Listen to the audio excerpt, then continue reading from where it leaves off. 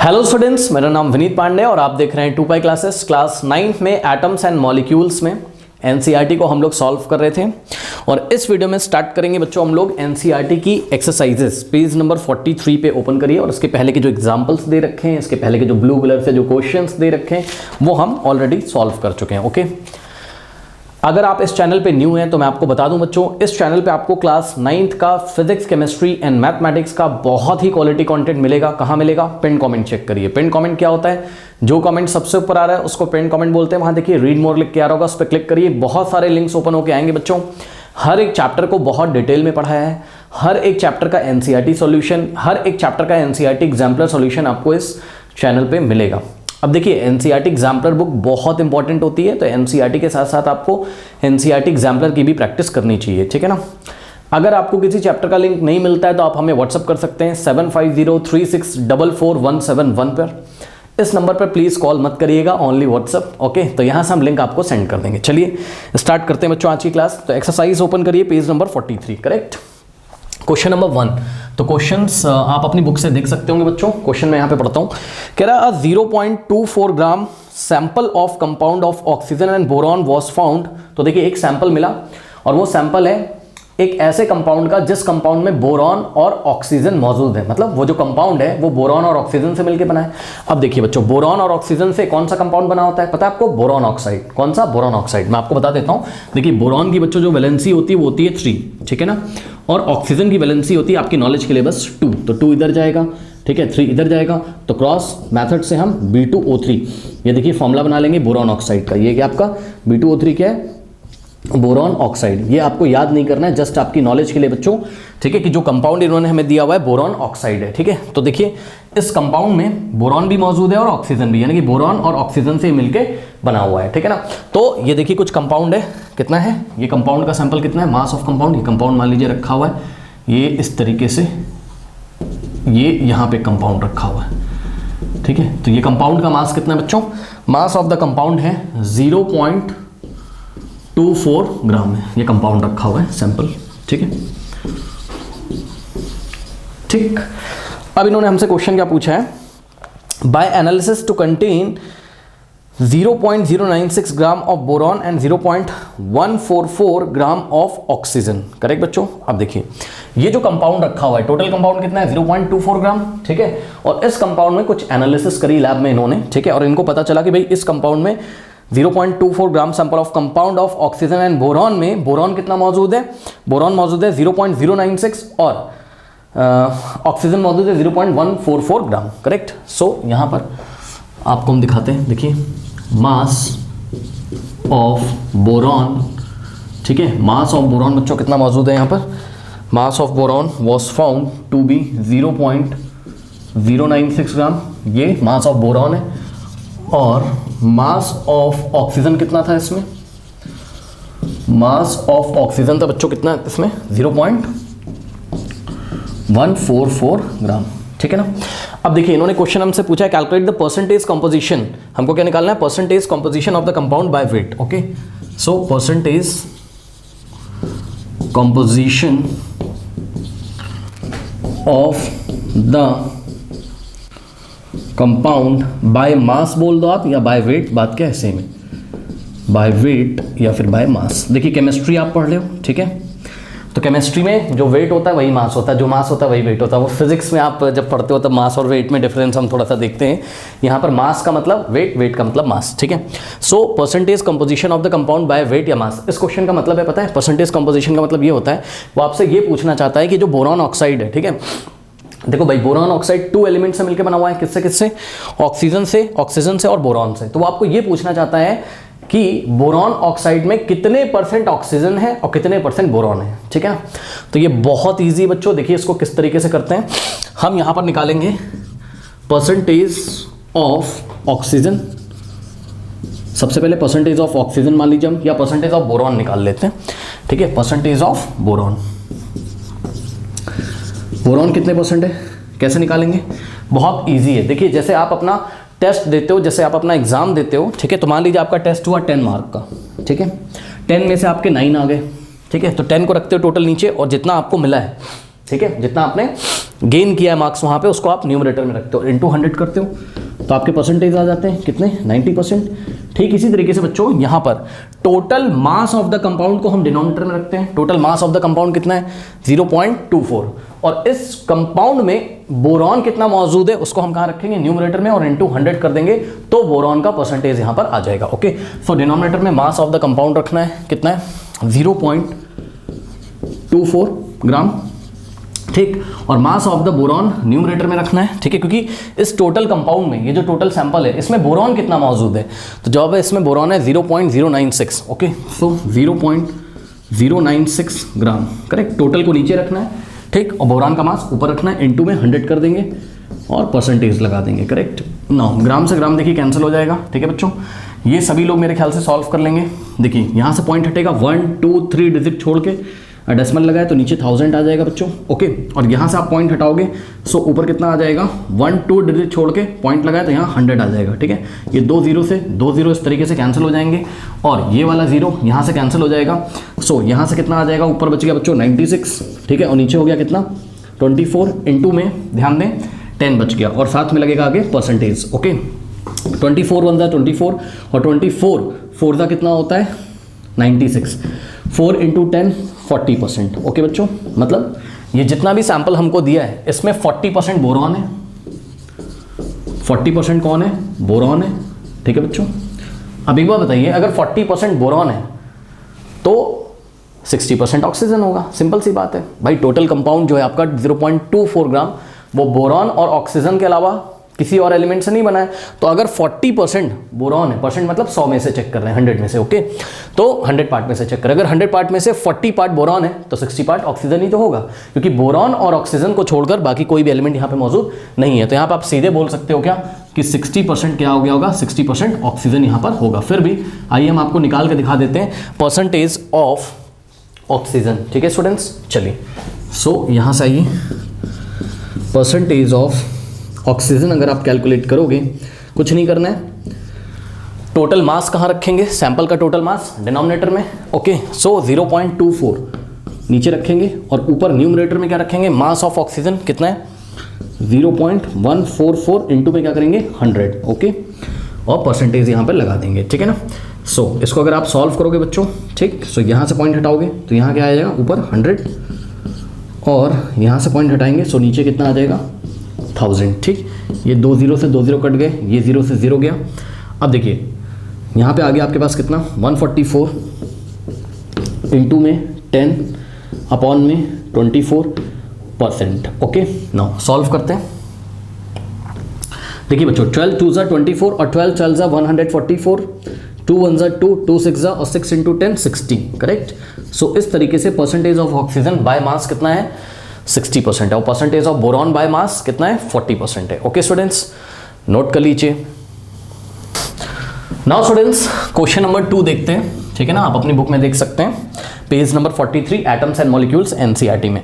कह रहा है, when 3.0 gram of carbon is burned in 8.0 gram oxygen, 11.00 gram of carbon dioxide is produce. Okay बच्चों, तो ध्यान दें प्लीज, केस नंबर 1 और केस नंबर 1 में जो इन्फॉर्मेशन है वो गिवन है, तो गिवन इन्फॉर्मेशन क्या है, गिवन इन्फॉर्मेशन है 3.0 ग्राम ऑफ कार्बन इज बर्न्ड। तो बच्चों यहाँ पर इन्होंने कार्बन लिया, ये देखिए इस तरीके से, ठीक है ना, कार्बन लिया और इसको ऑक्सीजन के प्रेजेंस में बर्न किया, यानी कि कार्बन की ऑक्सीजन से रिएक्शन करा रहे हैं, और यहाँ पर हमारा बनता है कार्बन डाइऑक्साइड। सभी बच्चों को पता है कार्बन डाइऑक्साइड, ठीक है, सभी बच्चों को पता है कि अगर हम कार्बन को ऑक्सीजन के प्रेजेंस में बर्न करेंगे तो क्या बनेगा, कार्बन डाइऑक्साइड। ये तो सभी को पता है, ठीक है। सो इन्होंने कार्बन कितना लिया था बच्चों, 3.0 ग्राम। ओके, यानी कि 3.0 ग्राम का मतलब 3 ग्राम, और ऑक्सीजन का मास कितना लिया था, ऑक्सीजन का मास कितना लिया था, 8.00 ग्राम, ठीक है। और कार्बन डाइऑक्साइड कितना बन गया यहाँ पर, 11 ग्राम। ओके, यानी कि 11.00 ग्राम, करेक्ट। तो ये इन्फॉर्मेशन गिवन है। ओके, अब ध्यान से चेक करिए बच्चों, ये इन्फॉर्मेशन जो गिवन है ये law of conservation of mass को तो फॉलो कर रही है। Mass of the reactants is equals to, या मास ऑफ, या हम बोल सकते हैं टोटल मास बिफोर रिएक्शन, ये देखिए 8 + 3 11। Okay, total mass before reaction कितना है, रिएक्शन होने से पहले टोटल मास कितना है, 8 + 3 11 ग्राम, और टोटल मास आफ्टर रिएक्शन, जब रिएक्शन हो गई और कार्बन डाइऑक्साइड बन गया तो 11 ग्राम। यानी कि लॉ ऑफ कंजर्वेशन ऑफ मास तो फॉलो हो रहा है, नो प्रॉब्लम। बच्चों एक और लॉ यहां पर फॉलो हो रहा है, law of constant proportion. Law of constant proportion भी तो फॉलो हो रहा है, ठीक है। लॉ ऑफ कांस्टेंट प्रोपोर्शन क्या बोलता था बताइए, कि जब भी कोई भी सब्सटेंस या कोई भी एलिमेंट्स आपस में अगर रिएक्ट करेंगे, ठीक है, तो वो एक फिक्स रेशियो में रिएक्ट करेंगे, करेक्ट। ये बात हमें अच्छी तरीके से पता है। यानी कि जब भी कार्बन डाइऑक्साइड बनेगा, ठीक है, तो कार्बन और ऑक्सीजन का जो मास होगा वो एक फिक्स रेशियो में होगा, करेक्ट। और आप देख सकते हैं यही इंफॉर्मेशन तो देने की कोशिश कर रहे हैं वो लोग। वो कहना चाहते हैं कि भाई जब हमने मास ऑफ कार्बन लिया कितना 3, मास ऑफ ऑक्सीजन लिया कितना 8 ग्राम। तो यहाँ पे देखिए जरा, अगर हम यहाँ पर निकालें मास ऑफ MC का मतलब मास ऑफ कार्बन, पहले मैं आपको दिखा देता हूँ। MC का मतलब M और नीचे से लिख दिया, C का मतलब carbon. Okay, so mass of carbon है, ठीक है बच्चों, कितना गिवन है ये 3.0 ग्राम का मतलब 3 ग्राम है ना, 3.0 भाई 3.0 का मतलब 3 तो होता है 3 ग्राम।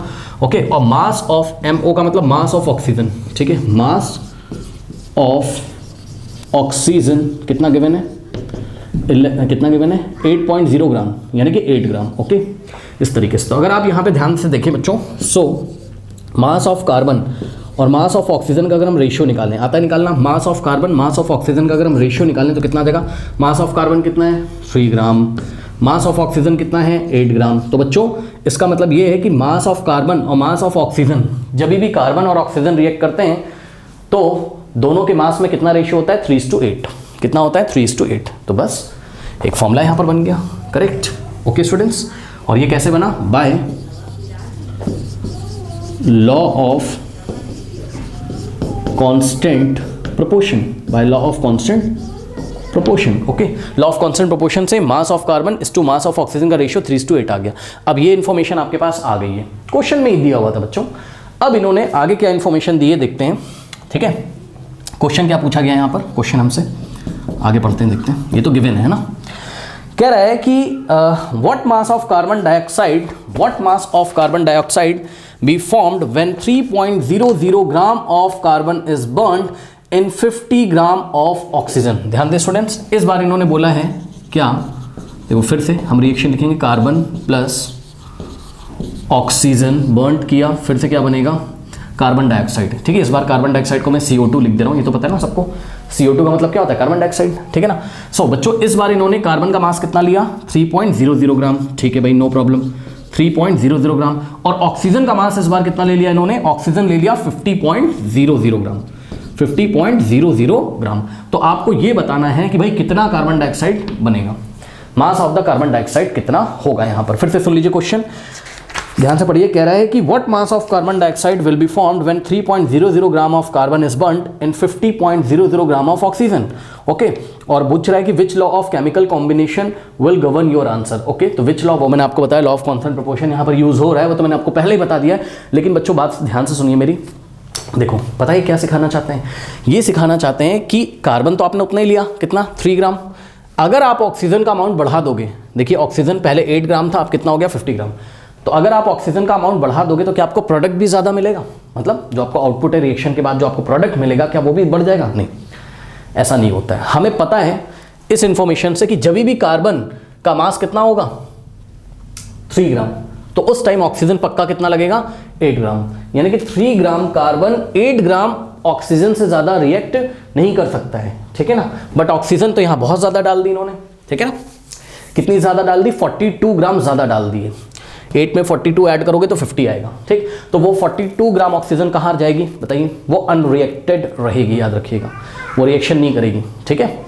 तो ऐसा नहीं होता कि आप ऑक्सीजन बहुत सारा डाल दोगे तो बहुत सारा प्रोडक्ट आपको मिलेगा, ऐसा नहीं है। या आप ऑक्सीजन को अगर 8 ग्राम कर देते, कार्बन बहुत ज़्यादा डाल देते आप, ठीक है, सो आपको प्रोडक्ट बहुत ज़्यादा मिलेगा, ऐसा नहीं है, ठीक है। जब भी कार्बन और ऑक्सीजन आपस में रिएक्ट करके कार्बन डाइऑक्साइड बनाएंगे बच्चों, तो मास ऑफ कार्बन और मास ऑफ ऑक्सीजन का रेशियो हमेशा 3:8 होगा। अब देखो बच्चों, बात समझ में आपको आ रही होगी कि यहाँ पर ओनली कितना ऑक्सीजन यूज होगा 8 ग्राम, और 42 ग्राम ऑक्सीजन अनरिएक्टिव रहेगा, यहाँ पर वो रिएक्शन नहीं करेगा। बट मैं आपको क्या बताता हूँ, मैं आपको ये बताना चाहता हूँ कि ये जो इन्फॉर्मेशन गिवन है इससे आप आंसर निकालो, ठीक है। तो आपको इन्फॉर्मेशन क्या गिवन है कि mass of carbon is to mass of oxygen कितना दिया है 3:8, ठीक है, ये इंफॉर्मेशन आपको गिवन है, ठीक। अब यहाँ से आप ये वाली सिचुएशन में आओ, यहाँ पे आपको मास ऑफ कार्बन कितना दिया है बताइए 3 ग्राम, और निकालना क्या है, निकालना क्या है कि आपको CO2 कितना बनेगा ये आपको निकालना है, करेक्ट। तो आप एक काम कर लो, क्या इस इंफॉर्मेशन को देखते हुए, ठीक है, मैं आपको देखिए थोड़ा सा सिखाने की कोशिश कर रहा हूँ, आंसर तो उसका डायरेक्ट आ जाएगा, लेकिन आप समझो मैं आपको सिखाने की ये कोशिश कर रहा हूँ कि मान लो इन्होंने 3 ग्राम आपको कार्बन दिया, तो आप पहले ये निकाल लो कि ऑक्सीजन कितना लगेगा, यानी कि मास ऑफ ऑक्सीजन कितना लगेगा, ठीक। कैसे निकाल लें सर, इस तरीके से निकाल लेंगे, यहाँ से ये देखिए जनाब, इस फॉर्मूले में रख दो, मास ऑफ कार्बन की जगह 3 रखो, मास ऑफ ऑक्सीजन की जगह कितना रखोगे MO, क्योंकि मान लो कि हमें निकालना है, ठीक है, और 3/8। अब बच्चे बोलेंगे मास ऑफ कार्बन तो 3 दिया था, नहीं, मास of carbon mass of oxygen का रेशियो दिया था 3:8, और न्यू जो सिचुएशन हमको दी हुई है उसमें हम ये मान के चल रहे हैं कि चलो कार्बन का मास हम 3 ग्राम ले लेते हैं और देखते हैं कि 3 ग्राम कार्बन से कितना ऑक्सीजन रिएक्ट करेगा। वैसे तो पता है कि 3 ग्राम कार्बन से कितना ऑक्सीजन रिएक्ट करेगा 8 ग्राम, बट हम कह रहे हैं चलो भाई निकाल के देख लेते हैं, ठीक है। सो यहाँ से अगर आप निकालोगे तो मास ऑफ कार्बन की जगह 3 रखा, मास ऑफ ऑक्सीजन हम निकालने जा रहे हैं, ठीक है ना, ठीक है। अब ऐसा मैं आपको क्यों बता रहा हूँ भी पता चलेगा, वेट करो, थोड़ा सा कॉन्सेप्ट क्लियर कर लो। देखो क्रॉस मल्टीप्लिकेशन करो, MO यानी कि mass of oxygen into 3, so mass of oxygen into 3 is equals to 8 3 = 24, ठीक। सो यहाँ से मास ऑफ ऑक्सीजन कितना आ जाएगा 24, और 3 आके इधर डिवाइड लगाएगा, 3 1 = 3 8 = सो मास ऑफ ऑक्सीजन कितना आ गया 8 ग्राम, ठीक है। ये देखिए बच्चों, यानी कि क्या सिचुएशन चल रही है, मेरी बात ध्यान से सुनिएगा, 3 ग्राम कार्बन पूरा कंज्यूम हो जाएगा, यस सर। कितने ऑक्सीजन के साथ, ऑक्सीजन 50 ग्राम डाला था, लेकिन उसको ऑक्सीजन कितनी चाहिए, केवल 8 ग्राम, ठीक है। ये देखिए इस तरीके से, ठीक। तो अगर अब आपको पक्का पता चल गया कि 3 ग्राम कार्बन 8 ग्राम ऑक्सीजन के साथ रिएक्ट करेगा, और बचा हुआ जो 42 ग्राम ऑक्सीजन है, यहाँ मैं लिख दे रहा हूँ, ठीक है, जो 42 ग्राम बच गया, टोटल 50 था ना, 50 में से 8 चला गया, 42 gram oxygen remain unreactive, remains unreactive, okay. अब आप बताइए कि जब 3 ग्राम कार्बन को 50 ग्राम ऑक्सीजन के साथ रिएक्ट कराया जाता है कितना कार्बन डाइऑक्साइड बनेगा। तो आपने पहले ये निकाल लिया कि कितना ऑक्सीजन यूज हो रहा है, तो कितना हो रहा है 8, और 3 ग्राम कार्बन पक्का यूज हो रहा है, तो 8 + 3 टोटल कितना कार्बन डाइऑक्साइड बनेगा 11, law of conservation of mass से। सो 8 + 3 कितना हो गया 11 gram carbon dioxide, okay. So part 2 का आंसर क्या है कि वी विल गेट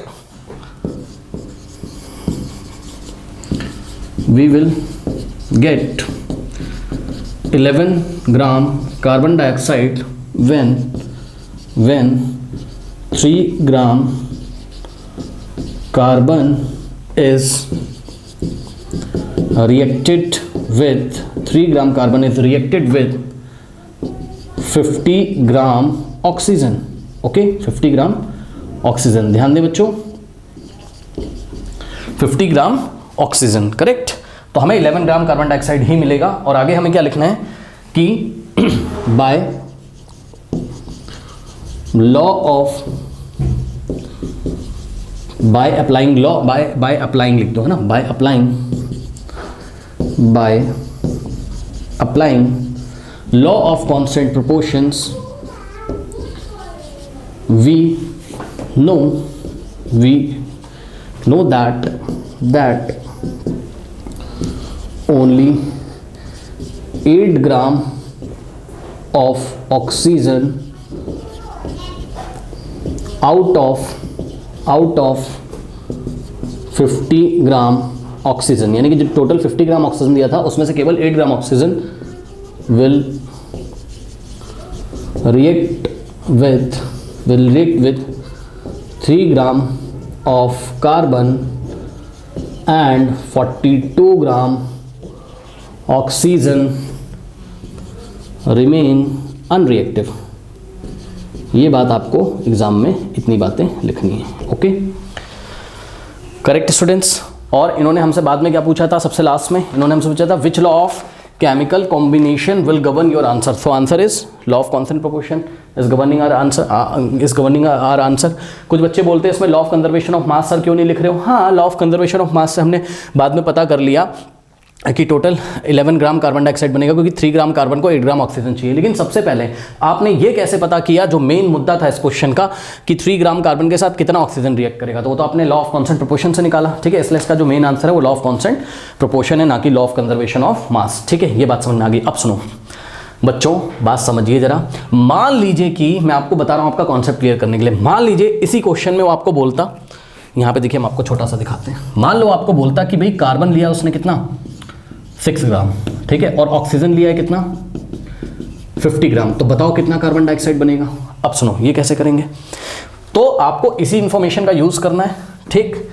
और पहले इतना कॉपी कर लीजिए, कॉपी करिए फटाफट, कॉपी कर लिया है, कॉपी करिए बच्चों, वीडियो पॉज करके कॉपी कर लीजिए, तो मैं आपका कॉन्सेप्ट क्लियर करता हूँ। वीडियो पॉज करके कॉपी करिए प्लीज, कर लिया है। चलो अब देखो बच्चों, पता है मैंने ऐसे करके आपको क्यों सिखाया, ताकि आप कोई भी क्वेश्चन हैंडल कर लीजिए, कोई भी क्वेश्चन आप हैंडल कर लो, ऐसा आ जाए।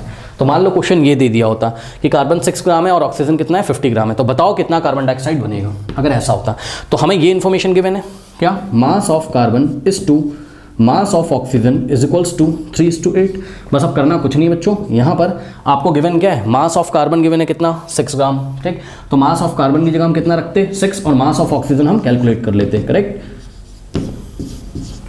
इस फॉर्मूले में रख के मास ऑफ कार्बन की जगह, पिछली बार कितना रखा था मास ऑफ कार्बन की जगह 3, इस बार कितना रखेंगे मास ऑफ कार्बन की जगह 6, और इसको हम सॉल्व कर लेंगे, ठीक। सो यहाँ से क्या आ जाएगा, mass of oxygen this into this, यानी कि mass of oxygen into 3 is equal to 8 6 48, ठीक। और यहाँ से मास ऑफ ऑक्सीजन कितना आ जाएगा 48, और ये 3 जाके उधर डिवाइड लगा देगा 48/3, okay. 3 1 3 3 6, so mass of oxygen कितना होता 16 ग्राम। अब समझ में आ गई बात, यानी कि बच्चों क्या कि ये 6 ग्राम कार्बन के साथ ऑक्सीजन कितना रिएक्ट करता, ओनली 16 ग्राम, और कार्बन डाइऑक्साइड आपको कितना मिलता 16 + 6 कितना होता है 22 ग्राम आपको कार्बन डाइऑक्साइड यहाँ पर मिल जाता है, ठीक है।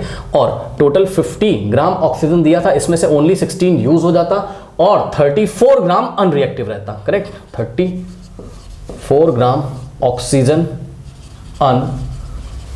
अनरिएक्टिव रहता। आई थिंक अब आपका कॉन्सेप्ट क्लियर हुआ होगा, ठीक है। इसलिए इस क्वेश्चन को मैंने डिटेल में आपको बता दिया, ओके। नोट कर लीजिए।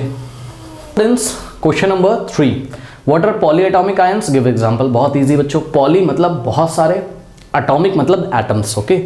यानी कि ऐसा आयन जिसमें बहुत सारे एटम्स होते हो, बहुत सारे एटम्स होने का मतलब है डिफरेंट एलिमेंट के एटम होते हो, ठीक है। देखिए बच्चों, आप अपनी एनसीईआरटी बुक ओपन करेंगे, सो पेज नंबर 37 पे यहाँ पे देखिए पॉलीएटॉमिक आयंस के कुछ एग्जांपल लिखे, तो ये सारे के सारे आपको लर्न होने चाहिए। Ammonium ion, hydroxide ion, nitrate, hydrogen carbonate, carbonate, sulphite, okay, sulphate and phosphate, okay.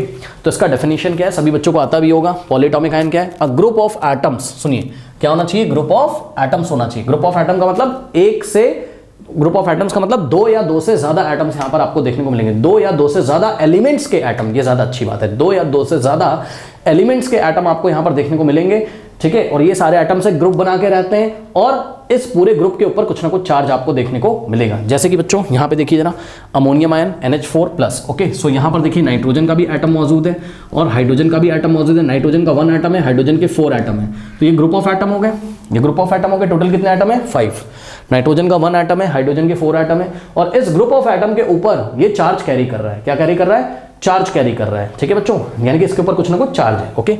सो ये देखिए ये प्लस होता है यहाँ पर, करेक्ट।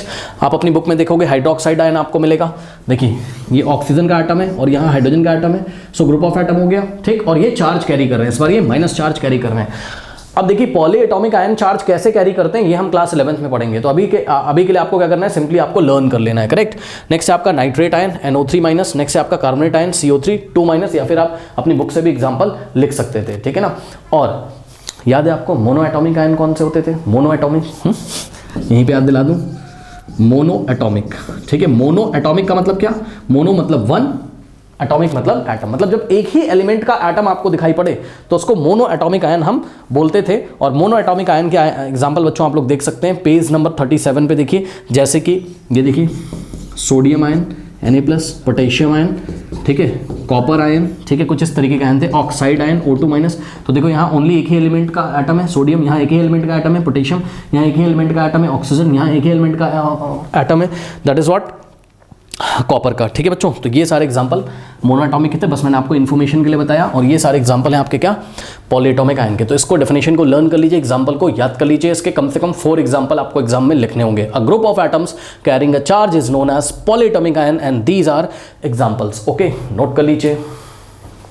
4 देखिए, पार्ट ए, क्वेश्चन नंबर 4 में बोल रहा है राइट डाउन द केमिकल फॉर्मूले ऑफ द फॉलोइंग। फर्स्ट इन्होंने दिया है मैग्नीशियम क्लोराइड। ओके, सो मैग्नीशियम क्लोराइड का बच्चों हम लोग को फॉर्मूला लिखना है, बहुत इजी है, सभी लोग को आता होगा। मैग्नीशियम पे चार्ज कितना होता है 2+, याद होगा आप लोग को, सो Mg2+। ओके, और क्लोराइड आयन क्या होता है Cl-। ओके, Cl के ऊपर माइनस होता है, इसको हम क्या बोलते हैं, इसको हम बोलते हैं क्लोराइड आयन। ओके, और इसको हम क्या बोलते हैं, Mg2+ को मैग्नीशियम आयन। ओके, सो मैग्नीशियम आयन है, ठीक है ना। सो फॉर्मूला कैसे बनेगा बच्चों, यहाँ पर मैग्नीशियम लिखा, ठीक, यहाँ पे हमने क्लोरीन लिखा। अब मैग्नीशियम के ऊपर जो चार्ज होता है उसको हम यहाँ लिखेंगे 2+, और क्लोरीन के ऊपर जो चार्ज होता है क्लोरीन एटम के ऊपर हमने लिखा है यहाँ पर 1-, ठीक।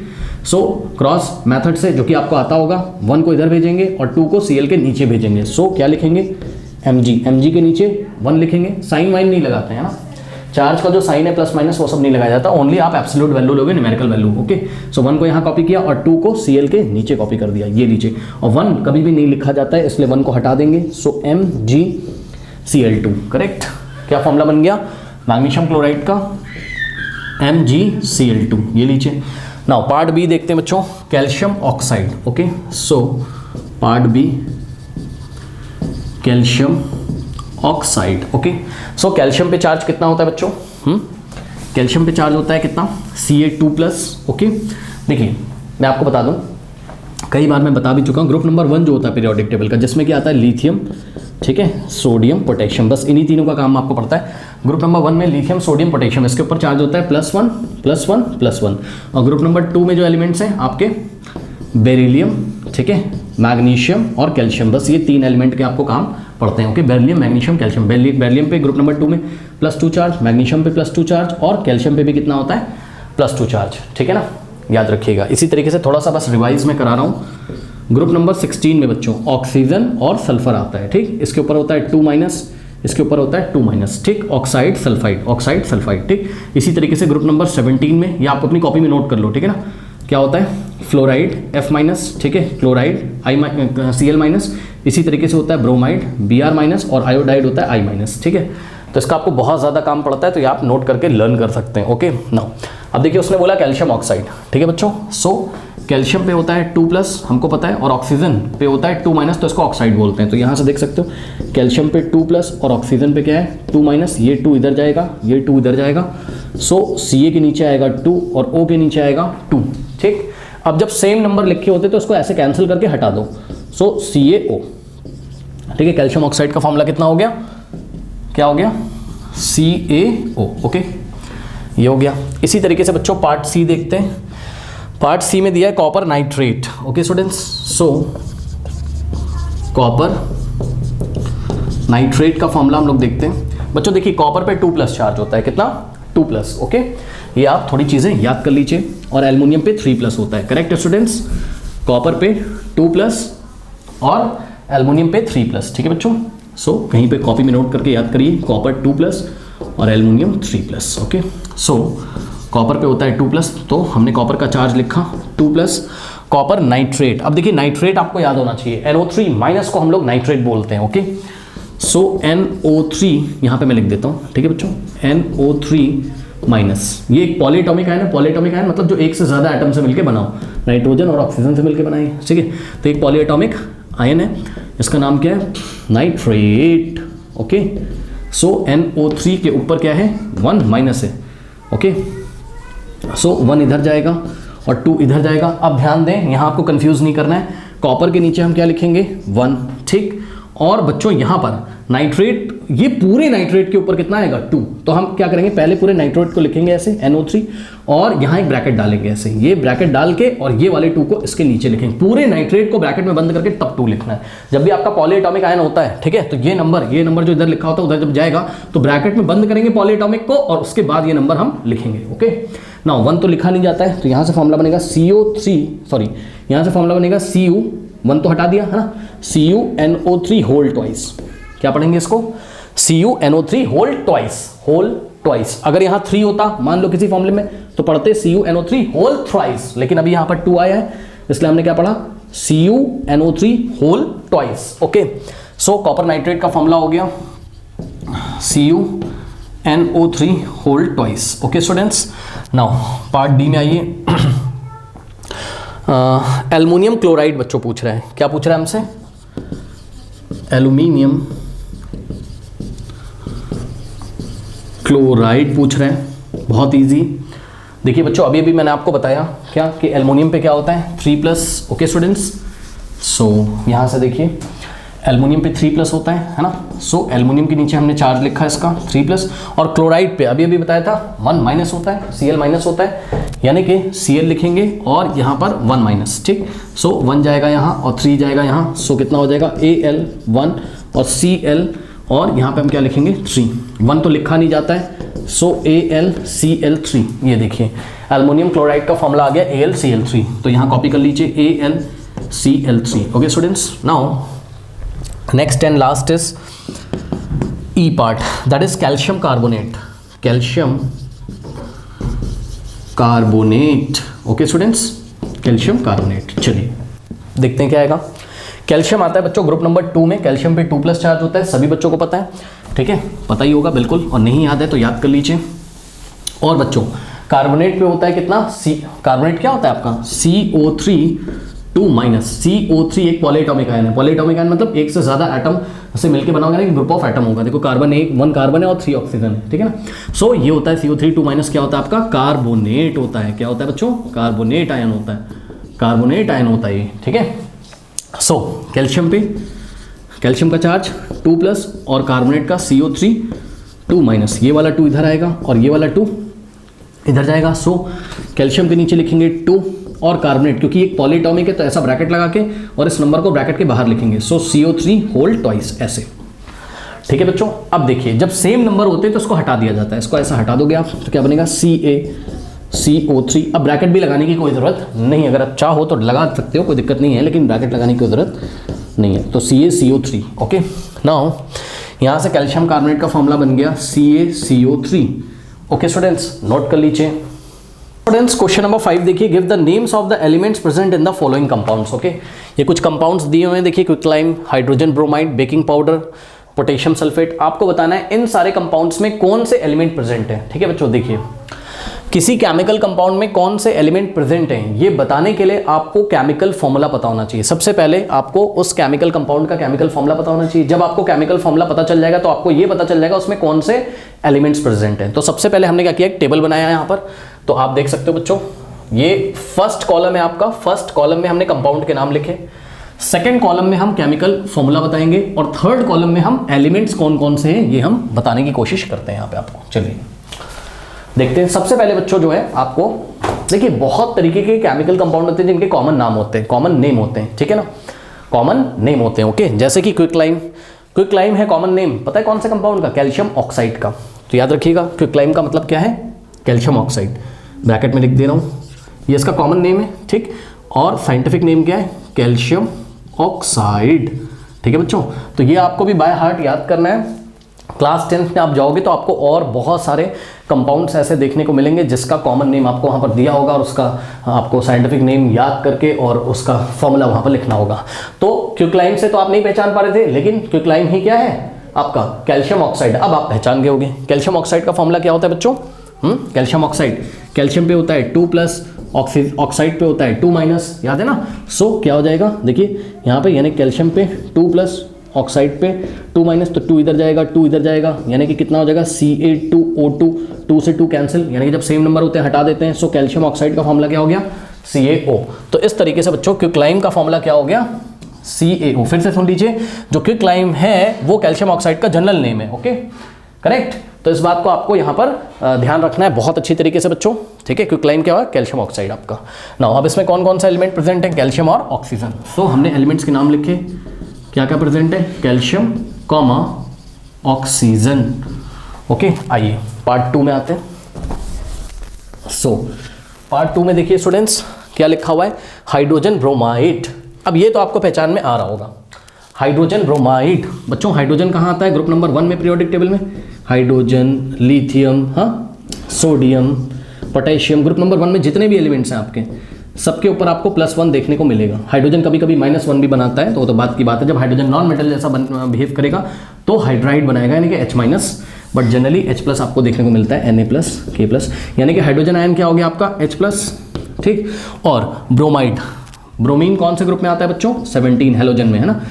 फ्लोराइड, क्लोराइड, ब्रोमाइड Br-, और आयोडाइड I-। सो ब्रोमाइड हो गया आपका Br-, ठीक है। ये आपको डायरेक्ट अगर याद होगा आप डायरेक्ट कर लो।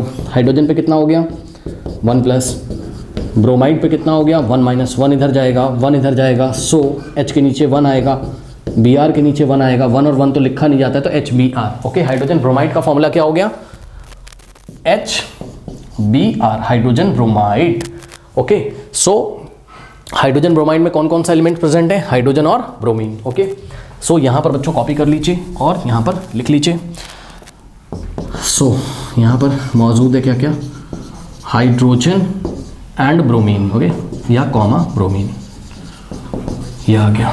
नाउ बेकिंग पाउडर, बच्चों ये आपको लर्न करना पड़ेगा। बेकिंग पाउडर क्या होता है, sodium hydrogen carbonate. Baking powder क्या होता है मैं आपको बता दूं, बेकिंग पाउडर क्या होता है, बेकिंग पाउडर का जो साइंटिफिक नेम है वो है सोडियम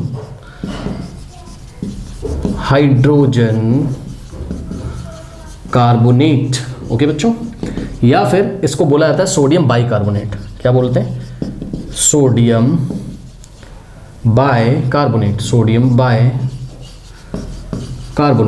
ओके स्टूडेंट्स, तो याद रखिएगा बेकिंग पाउडर मतलब या तो सोडियम हाइड्रोजन कार्बोनेट बोल दो या तो सोडियम बाइकार्बोनेट। अब देखिए आपको एक बहुत इंपॉर्टेंट आयन याद होगा, देखो Na+, सोडियम आयन तो याद है। देखिए क्या आपको हाइड्रोजन कार्बोनेट याद है, देखिए बच्चों मैं आपको बताता हूँ, याद दिलाता हूँ। देखो बच्चों CO3 इसको हम क्या बोलते हैं, कार्बोनेट। ये क्या है, कार्बोनेट आयन है। ये कौन सा आयन है, कार्बोनेट आयन है। CO3 क्या है, कार्बोनेट आयन है। लेकिन अगर कहीं पर ऐसा लिखा हो क्या, HCO3-, इससे हमें यहाँ पे कोई मतलब नहीं है, ये कार्बोनेट आयन है, ठीक है ना। HCO3- होता है, इसका नाम क्या होता है, हाइड्रोजन कार्बोनेट आयन होता है। इसके दो नाम होते हैं, या तो आप इसको क्या बोलो, या तो आप इसको बोलो हाइड्रोजन कार्बोनेट आयन बोल दो, और या तो आप इसको बाइकार्बोनेट बोल दो। क्या बोल दो, बाइकार्बोनेट, ठीक है। इसके दो नाम है, HCO3- को चाहे आप हाइड्रोजन कार्बोनेट बोलो और चाहे आप बाइकार्बोनेट बोलो। अब समझ में आई बात कि सोडियम हाइड्रोजन कार्बोनेट या फिर सोडियम बाइकार्बोनेट क्यों बोलना है, क्योंकि सोडियम के बाद हाइड्रोजन कार्बोनेट की जगह मैंने क्या बोल दिया, बाइकार्बोनेट, तो इसका एक और नाम पड़ गया सोडियम बाइकार्बोनेट। ओके ना, अब इसका फॉर्मूला बना लीजिए, यहाँ पे आइए। Na पे क्या होता है, +1, और हाइड्रोजन कार्बोनेट या फिर बाइकार्बोनेट HCO3-, यानी कि N के यहाँ पे देखिए सोडियम पे चार्ज कितना है, 1+, और बाइकार्बोनेट यानी कि HCO3 पे कितना है, 1-, 1 इधर जाएगा, ये वाला 1 इधर आएगा। सो Na के नीचे क्या आ जाएगा, 1, और HCO3 एक पॉलीएटॉमिक है, सो यहाँ एक ब्रैकेट लगेगा और यहाँ पे हम ये वाला 1 कॉपी कर लेंगे यहाँ पे, ठीक। और 1 तो लिखा नहीं जाता है, तो फॉर्मूला क्या आ जाएगा, NaHCO3, और ब्रैकेट लगाने की कोई ज़रूरत नहीं है। Okay, so sodium hydrogen carbonate यानी कि बेकिंग पाउडर का जो केमिकल फॉर्मूला है वो है NaHCO3। अब देखिए यहाँ पर बहुत सारे एलिमेंट प्रेजेंट है, सोडियम है, हाइड्रोजन है, कार्बन है और ऑक्सीजन है। तो सारे एलिमेंट के नाम लिखेंगे यहाँ पर, क्या क्या मौजूद है। सोडियम है, Na का मतलब सोडियम, H का मतलब हाइड्रोजन है, ठीक। C का मतलब कार्बन है, एंड फाइनली O का मतलब क्या है, ऑक्सीजन है। करेक्ट, 1 2 3 4 एलिमेंट्स यहाँ पर प्रेजेंट है। ओके बच्चों, कॉपी कर लीजिए। लास्ट में देखिए पार्ट 4, पोटेशियम सल्फेट। ओके, सो पोटेशियम सल्फेट, तो देखते हैं पोटेशियम सल्फेट को। ये रफ वर्क में काम कर रहा हूँ मैं, है ना। ये एलिमेंट्स वाला यहाँ पे, ये देखिए ये एलिमेंट्स प्रेजेंट वाला कॉलम ये रहा, एलिमेंट्स प्रेजेंट्स। ओके बच्चों, प्रेजेंट। ओके नाउ अब ध्यान दें बच्चों, लास्ट वाला क्या है, पोटेशियम सल्फेट। सो सभी बच्चों को याद होगा पोटेशियम पे होता है पोटेशियम का सिंबल K+ और सल्फेट होता है SO4 2-, याद है आपको, ठीक।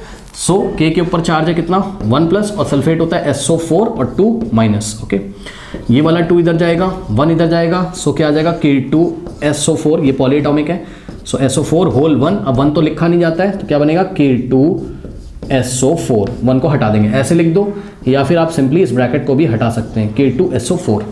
Okay, potassium sulphate. Now potassium sulphate का जो केमिकल फॉर्मूला है वो कितना है, K2SO4 है। अब देखो यहाँ पे कौन कौन से एलिमेंट्स हैं, K का मतलब पोटेशियम, S का मतलब सल्फर, O का मतलब ऑक्सीजन। सो यहाँ पे आ जाएगा क्या, पोटेशियम,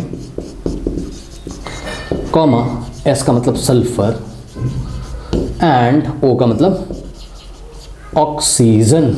ओके स्टूडेंट्स, नोट कर लीजिए। स्टूडेंट्स क्वेश्चन नंबर 6 देखिए, कह रहा है कैलकुलेट द मोलर मास। क्या निकालना है, मोलर मास। अब देखिए बहुत सारे बच्चों को मोलर मास नहीं पता होता है, मैं आपको बताऊं, मोलर मास का मतलब होता है बच्चों मास ऑफ 1 मोल, ठीक है, मास ऑफ 1 मोल सब्सटेंस या मास ऑफ 1 मोल कंपाउंड, ठीक है। 1 मोल कंपाउंड का जो मास होता है उसी को हम क्या बोलते हैं, मोलर मास। तो मोलर मास क्या हो गया, मास ऑफ 1 मोल, करेक्ट। अब देखिए ये मोलर मास कैसे निकालते हैं ये हम आपको बताते हैं। कुछ नहीं करना है, आपको कंपाउंड का मॉलिक्यूल का फॉर्मूला दिया होगा, जैसे कि पार्ट 1 देखिए इसका ए पार्ट, ठीक है, इसने बोला आपको क्या, इथाइन। ओके, सो इथाइन एक तरीके का ऑर्गेनिक कंपाउंड है, C2H2। इथाइन का फॉर्मूला क्या है, C2H2। देखो बच्चों इस क्वेश्चन को करने के लिए मैं आपको कुछ बातें बताता हूँ। देखो है तो बहुत ईजी, एग्जाम में क्या करेंगे, शायद आपको फॉर्मूला ना दें तो इथाइन का फॉर्मूला आप याद कर लीजिए, नंबर 1। और नंबर 2, शायद आपको एटॉमिक मास ना दिया जाए तो वो भी आपको याद होना चाहिए, ठीक है। देखिए मेरी बात सुनिए, कार्बन का जो सिंबल होता है नीचे 6 लिखा रहता है, ऊपर 12 लिखा रहता है, ठीक है। नीचे जो लिखा रहता है बच्चों उसको बोलते हैं एटॉमिक नंबर, क्या बोलते हैं, एटॉमिक नंबर। ऊपर जो लिखा रहता है उसको बोलते हैं मास नंबर, क्या बोलते हैं, मास नंबर। ओके स्टूडेंट्स, अब सुनिए, मास नंबर का जो न्यूमेरिकल वैल्यू है वही एटॉमिक मास होता है। क्या मैंने बोला, एटॉमिक मास कौन होता है, मास नंबर का जो न्यूमेरिकल वैल्यू है उसको लिख लो और U लिख दो, U का मतलब यूनिफाइड मास या एटॉमिक मास यूनिट। ओके, सो मास नंबर को कॉपी करके U लगा दो, यही क्या एटॉमिक मास है, हमेशा याद रखिएगा। तो कार्बन का एटॉमिक मास कितना हो गया, 12। इसी तरीके से हाइड्रोजन का जो सिंबल है बच्चों वो कितना होता है, नीचे 1 ऊपर 1, तो नीचे वाला क्या हो गया, एटॉमिक नंबर, इससे हमें मतलब नहीं है। ऊपर वाला क्या हो गया, मास नंबर, और जो मास नंबर होता है उसी के पीछे आप U लगा दो, तो हाइड्रोजन का एटॉमिक मास कितना हो जाएगा, 1U।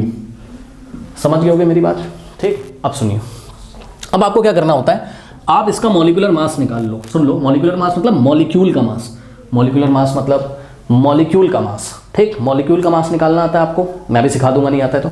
और मॉलिक्यूल का मास निकालने के बाद, मॉलिक्यूल का मास तो U में आएगा ना, U में यूनिफाइड मास, मैं करके दिखा दूं। देखो जैसे C2H2 है, अब मैंने क्या निकाला पहले, इसका मॉलिक्यूलर मास। क्या निकाला, मॉलिक्यूलर मास पहले निकाल लो, ठीक है बच्चों। सो मॉलिक्यूलर मास तो कैसे आएगा, मॉलिक्यूल का मास, C2H2 के मॉलिक्यूल का मास मॉलिक्यूलर मास कहलाएगा। और मॉलिक्यूलर मास निकालने के लिए हम एटम्स के मास निकाल लें बस।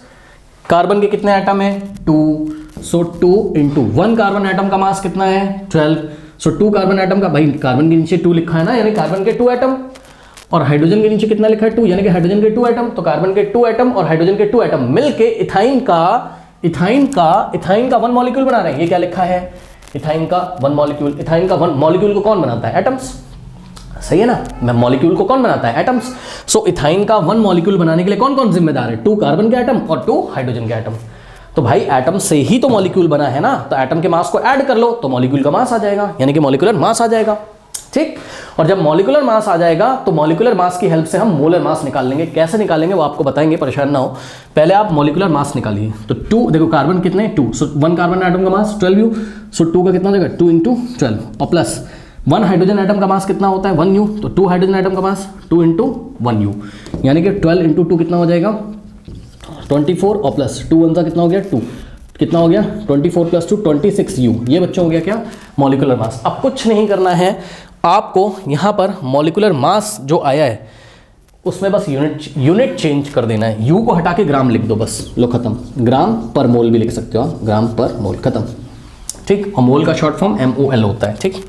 तो ग्राम पर मोल का मतलब 1 मोल का मास, भाई ग्राम पर मोल, पर का मतलब 1 मोल, तो 1 मोल का मास कितना है 26 ग्राम है, इसी को हम क्या बोलते हैं मोलर मास। ओके, तो इथाइन का कितना आ गया बच्चों, इथाइन का आ गया यहाँ पर कितना 26 ग्राम पर मोल।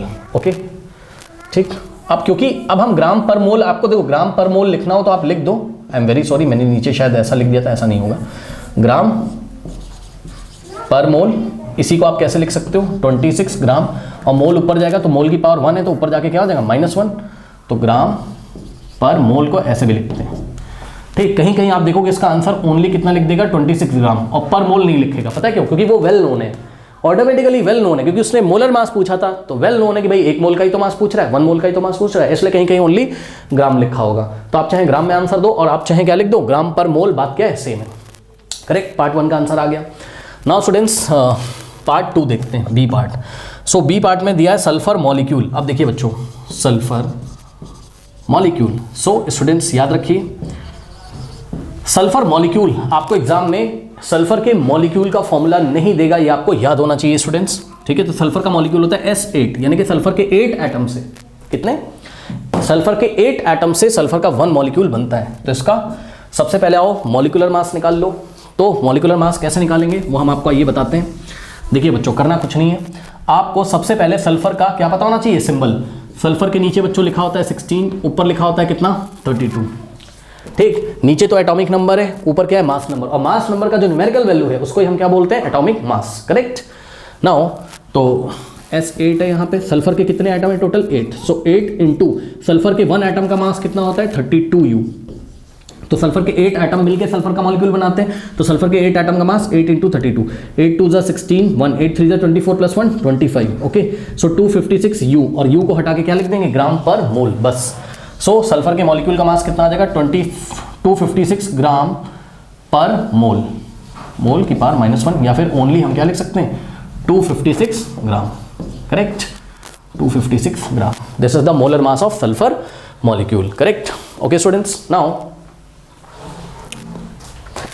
Next is phosphorus molecule. तो बच्चों आप ध्यान रखें, जब एग्जाम में मेरे ख्याल से क्वेश्चन आएगा तो इसको डिफिकल्ट करने के लिए ये लोग क्या करेंगे, फॉस्फोरस के मॉलिक्यूल का फॉर्मूला एग्जाम में आपको नहीं देंगे, तो आपको याद होना चाहिए P4। क्या होता है P4, फॉस्फोरस का मॉलिक्यूल क्या होता है P4। ओके स्टूडेंट्स, नाउ अब देखिए फॉस्फोरस का जो सिंबल होता है वो आपका क्या होता है, मैं आपको बता दूं, ये नोट कर लिया होगा ना सल्फर का। फॉस्फोरस का बच्चों होता है, देखिए नीचे लिखा होता है क्या 15, ऊपर लिखा होता है 31, यानी कि 15 हो गया क्या, 15 हो गया क्या इसका एटॉमिक नंबर, इससे मतलब नहीं, इसका मास नंबर का जो न्यूमेरिकल वैल्यू यही इसका क्या एटॉमिक मास है। नाउ फॉस्फोरस मॉलिक्यूल का मॉलिक्यूलर मास कितना हो जाएगा 4 इंटू, भाई फॉस्फोरस के 4 एटम मिलके फॉस्फोरस का मॉलिक्यूल बना रहे हैं, तो 4 इंटू फॉस्फोरस के 1 एटम का मास कितना है 31, तो 4 इंटू 31 कितना हो जाएगा 4 × 4 4 3 12 124U, U को हटा के क्या लिख देंगे ग्राम पर मोल या फिर ग्राम। ओके, सो यहाँ से आ जाएगा कितना 124 ग्राम पर मोल, या फिर ओनली हम क्या लिख सकते हैं 124 ग्राम लिख सकते हैं। ओके स्टूडेंट्स, ये हो गया। नाउ देखते हैं बच्चों हम लोग part D. Correct, so part D में इन्होंने हमें दिया है हाइड्रोजन क्लोराइड। अब ये तो सबको पता होगा हाइड्रोजन क्लोराइड का फॉर्मूला कैसे बनेगा बच्चों, हाइड्रोजन की वैलेंसी कितनी होती है 1, और क्लोरीन की वैलेंसी कितनी होती है 1 सो 1 इधर जाएगा 1 इधर जाएगा, यानी कि H1Cl1, यानी कि HCl, 1 लिखा नहीं जाता है तो HCl, हाइड्रोजन क्लोराइड। ओके, सो ये हाइड्रोजन क्लोराइड का 1 मॉलिक्यूल बन गया, क्योंकि एग्जाम में आपको शायद फॉर्मूला ना दें। ओके, सो HCl। अब देखो एक खास बात बताता हूँ, हाइड्रोजन का एटॉमिक मास तो आपको पता है कितना होता है 1, क्या आपको क्लोरीन का एटॉमिक मास पता है, ये आप बिल्कुल याद कर लीजिए बच्चों, क्लोरीन का एटॉमिक मास 35.5U लेना है, कितना लेना है 35.5U। हालांकि आपको शायद आपकी बुक में दिया होगा, मेरे ख्याल से नहीं दिया है, देख लीजिए बच्चों नहीं दिया। ओके, आपको याद होना चाहिए। सो क्लोरीन का कभी भी लेंगे तो कितना लेंगे, देखो मैं आपको बता दूं थोड़ा सा क्लोरीन के बारे में। क्लोरीन के बच्चों 2 आइसोटोप्स होते हैं, ठीक है 2 आइसोटोप होते हैं क्लोरीन के, कौन कौन से, एक होता है क्लोरीन 35 और एक होता है क्लोरीन 37। ओके, एटॉमिक नंबर दोनों का 17 होता है। आइसोटोप पता है ना क्या होता है, atoms of the same element. तो सेम एलिमेंट कौन है यहाँ पर क्लोरीन, क्लोरीन के ही आपको 2 डिफरेंट टाइप के एटम देखने को मिलेंगे, ये भी क्लोरीन का एटम है, ये भी क्लोरीन का एटम है। ठीक, दोनों का मास नंबर अलग होता है, इसका मास नंबर कितना है 37, इसका मास नंबर कितना है 35 है, एटॉमिक नंबर सेम है, मास नंबर अलग है, तो ये एक दूसरे के आइसोटोप हैं। ओके, नाउ अब सवाल ये है कि 35 लें एटॉमिक मास या 37 यू लें, क्या लें? तो जवाब है ना 37 लेते हैं ना 35, हम क्या लेते हैं, दोनों का एवरेज लेते हैं, और वो एवरेज आपको याद होना चाहिए, ठीक है। मैं डिटेल में नहीं पढ़ा रहा हूँ, वीडियो बहुत लंबा हो जाएगा। क्लोरीन का कभी भी आए आपको एटॉमिक मास, सभी बच्चे कॉपी में नोट कर लें, क्लोरीन का हमेशा कितना लेना है आपको, 35.5 यू, ओके, याद कर लीजिए। क्लोरीन का कितना लेना है हमेशा, 35.5 यू, ठीक है स्टूडेंट्स। अब आ जाइए, यहाँ देखिए हाइड्रोजन के कितने एटम है, कुछ नहीं लिखा है नीचे, यानी कि 1, सो 1 हाइड्रोजन एटम का मास कितना है, 1 है, सो 1 × 1, और प्लस क्लोरीन के एटम भी कितना है, 1 है, सो 1 × और क्लोरीन का एटम का एटॉमिक मास कितना है, average atomic mass 35.5। Now add करते हैं 1 × 1 1 और प्लस 35.5 × 1 कितना हो जाएगा, 35.5, 35.5 प्लस 1 कितना हो जाएगा, 36.5 क्या यू, ये देखिए, और यू को हटा के क्या लगा देंगे, ग्राम पर मोल। सो हाइड्रोजन क्लोराइड जिसका मॉलिक्यूलर फॉर्मूला क्या है, HCl, इसका मोलर मास कितना आ जाएगा, 36.5 ग्राम पर मोल, या फिर आप ओनली इसको 36.5 ग्राम लिख सकते हैं, करेक्ट, नोट कर लीजिए। नाउ ई पार्ट देखते हैं बच्चों, नाइट्रिक एसिड। तो देखिए बच्चों, नाइट्रिक एसिड, ओके, सो नाइट्रिक एसिड का आपको एग्जाम में फॉर्मूला नहीं देंगे शायद, सो नाइट्रिक एसिड आपको याद होना चाहिए, HNO3, बिल्कुल याद कर लीजिए, नाइट्रिक एसिड का फॉर्मूला HNO3, करेक्ट। अब आ जाइए यहाँ पर, नाउ स्टूडेंट्स, HNO3, ओके, सो HNO3, कुछ नहीं करना है, नाइट्रोजन और ऑक्सीजन का सिंबल मैं आपको बता देता हूँ, कहाँ पे बताऊँ, ये सब नोट कर लिया होगा आपने, है ना, ये देखिए, नाइट्रोजन का होता है नीचे बच्चों 7 लिखा रहता है, ऊपर लिखा रहता है 14, और ऑक्सीजन का नीचे लिखा रहता है 8, ऊपर लिखा रहता है 16। तो नीचे तो एटॉमिक नंबर लिखा है, उससे हमें मतलब है नहीं, तो यहाँ पर एटॉमिक मास कितना हो जाएगा, 14, और ऑक्सीजन का एटॉमिक मास कितना हो जाएगा, 16, ओके।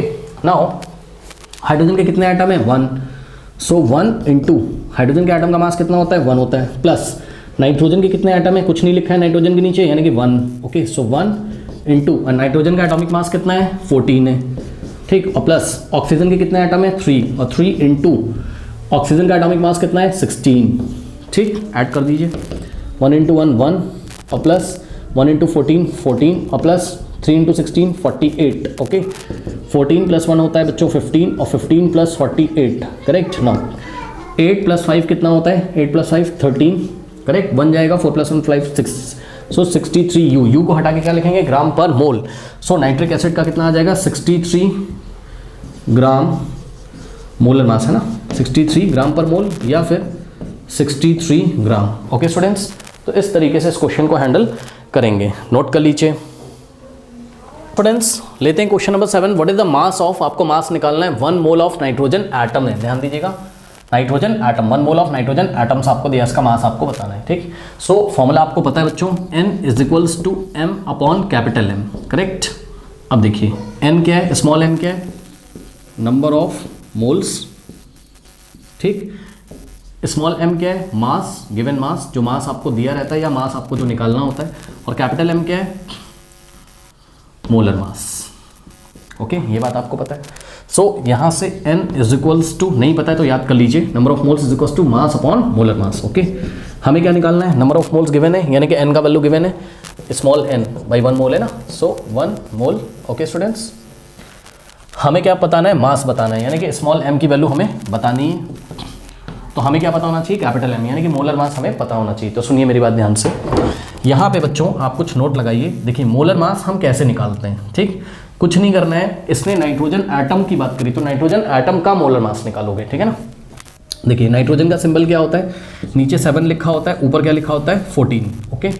सो नाइट्रोजन का मास नंबर कितना है, 14 है, और जो मास नंबर होता है उसमें अगर हम U लगा दें आगे, देखिए एटॉमिक मास कैसे निकालते हैं, एटॉमिक मास = ये जो मास नंबर लिखा होता है ना ऊपर, ठीक, इसके आगे U अगर आप लगा दोगे तो आपका क्या आ जाएगा, एटॉमिक मास आ जाएगा, ठीक। अब सुनो, जितना एटॉमिक मास होता है, ठीक है, जो एटॉमिक मास का न्यूमेरिकल वैल्यू है, वही न्यूमेरिकल वैल्यू क्या होता है, मोलर मास होता है, ठीक। मोलर मास मतलब 1 मोल का मास। सो मोलर मास कितना हो जाएगा, मोलर मास 14, और U को हटा के क्या लिखेंगे, ग्राम पर मोल, ग्राम पर मोल का मतलब 1 मोल का मास कितना है, 14 ग्राम है, यानी कि अगर हम 1 मोल सोडियम के एटम ले लें, 1 मोल का मतलब 6.022 × 10⁻23 सोडियम का एटम ले लें, तो उसका मास कितना हो जाएगा, 14 ग्राम, ठीक। तो ये आ गई आपकी कैपिटल M की वैल्यू। अब मेरी बात ध्यान से सुनिए, कितना आ गया, 14, M का वैल्यू कितना आ गया, 14 ग्राम पर मोल। सुनो अगर वो क्वेश्चन पे बोलता नाइट्रोजन मॉलिक्यूल्स बोल देता, क्या बोलता, सुन लीजिए ध्यान से, अगर वो क्वेश्चन में नाइट्रोजन एटम्स की जगह अगर वो नाइट्रोजन मॉलिक्यूल्स बोल देता बच्चों, या फिर वो ऐसे लिख देता N2 गैस, तब हम मोलर मास कैसे निकालते हैं? तब हमारा molar mass, molar atomic mass नहीं होता, सुन लीजिए बच्चों, यहाँ पे नाइट्रोजन एटम बोला था उसने, इसलिए मोलर, इसलिए मैंने स्पेस छोड़ दिया था, ये था मोलर एटॉमिक मास, ठीक है। अगर वो हमें क्या बोलता, नाइट्रोजन मॉलिक्यूल्स बोलता या N2 गैस बोलता, तब हम निकालते मोलर मॉलिक्यूलर मास। क्या निकालते? क्योंकि यहाँ मॉलिक्यूल की बात कर रहा है, वहाँ एटम की है ना, तब हम क्या निकालते? Molar molecule, molar molecular mass, ठीक है। वो कैसे निकलता? बहुत इजी है। नाइट्रोजन के मॉलिक्यूल में नाइट्रोजन के 2 एटम है, नाइट्रोजन के 1 एटम का मास कितना होता है? 14, तो 2 एटम का मास कितना होता है? 2 × 14, ठीक है, 28, और 28 ग्राम पर मोल लिख देते, बस हो गया, समझ गए।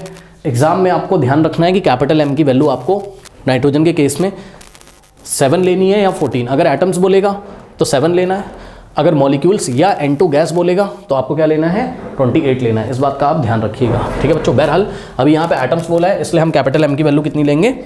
14 लेंगे, ठीक है। सो यहाँ से इस फॉर्मूले से देखिए, स्मॉल m यानी कि मास हमें निकालना है, तो small m = n × capital M, n × capital M, ठीक। रखिए वैल्यू, n का वैल्यू कितना है? 1 मोल है, सो n की जगह हमने रखा 1 मोल, इंटू कैपिटल M की जगह हम क्या रखेंगे? मोलर एटॉमिक मास, क्योंकि एटम्स की बात करिए, कितना है?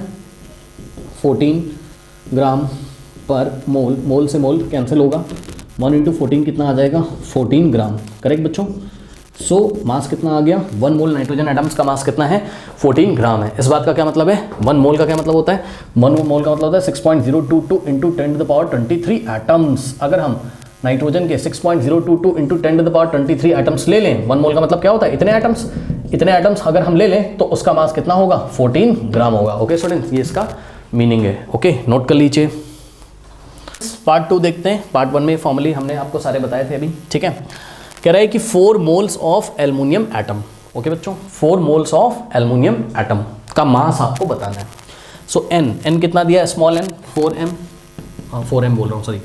नंबर ऑफ मोल्स कितने दिए एल्युमिनियम एटम के? 4 moles, okay. So small n का वैल्यू हमें पता है।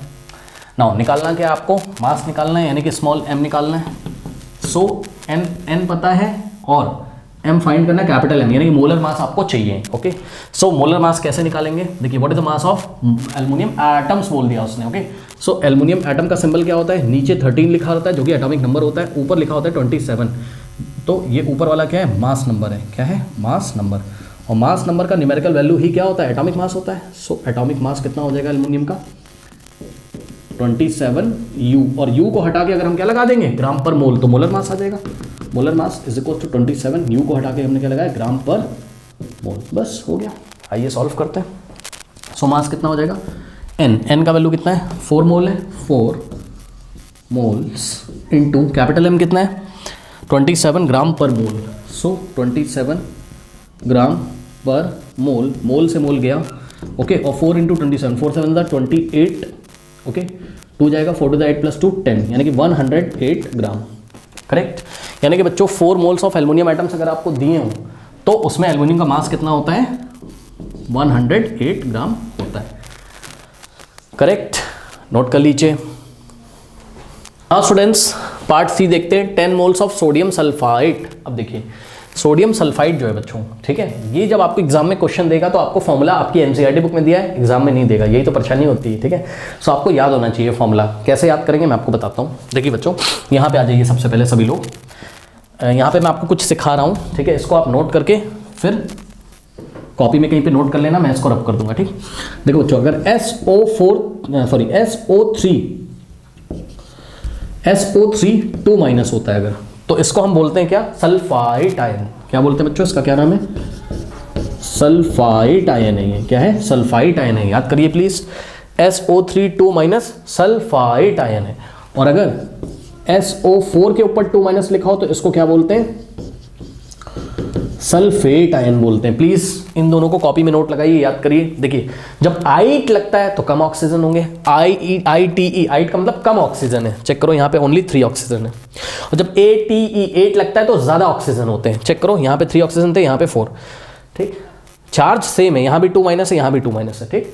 सो SO3 2 माइनस, 8 का मतलब कम ऑक्सीजन है, तो SO3 2 माइनस सल्फाइट आयन है, और SO4 2 माइनस सल्फेट, 8 का मतलब ज़्यादा। याद करने का तरीका है बस, ठीक है, तो याद कर लीजिए, याद हो गया। अब सुनो, अब आपको एग्जाम में क्वेश्चन पढ़ना है कि सोडियम सल्फेट लिखा है कि सल्फाइट लिखा है, ठीक है।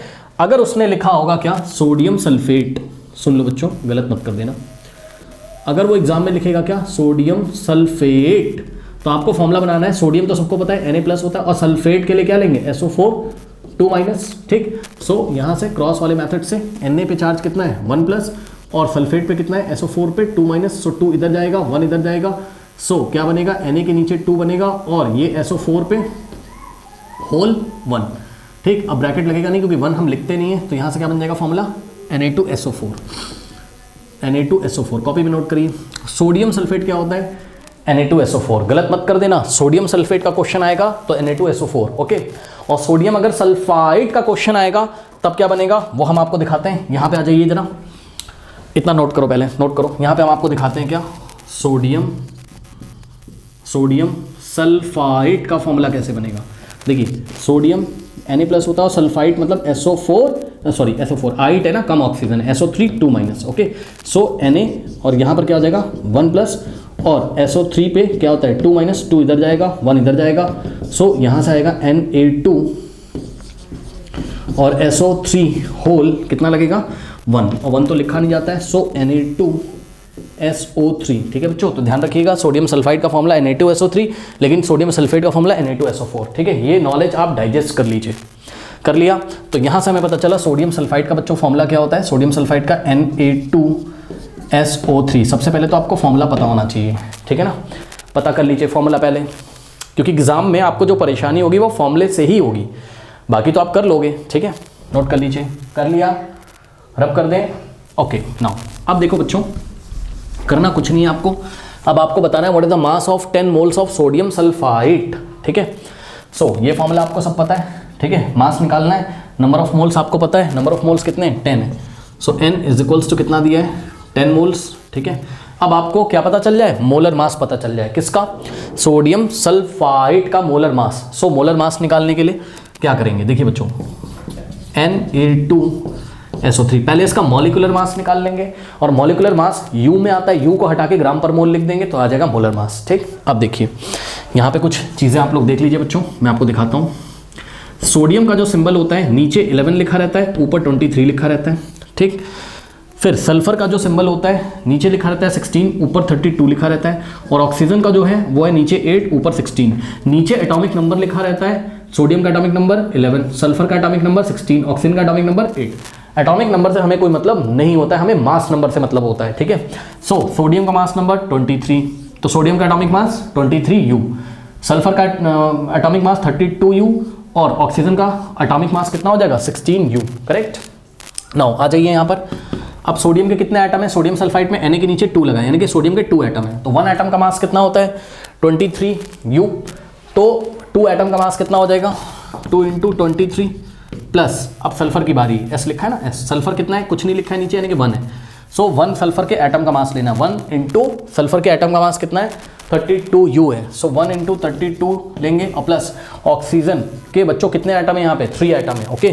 सो यहाँ से क्या करेंगे 3 × ऑक्सीजन का एटॉमिक मास कितना है 16 है, सो 3 × क्या कर लेंगे हम लोग 16 कर लेंगे, करेक्ट।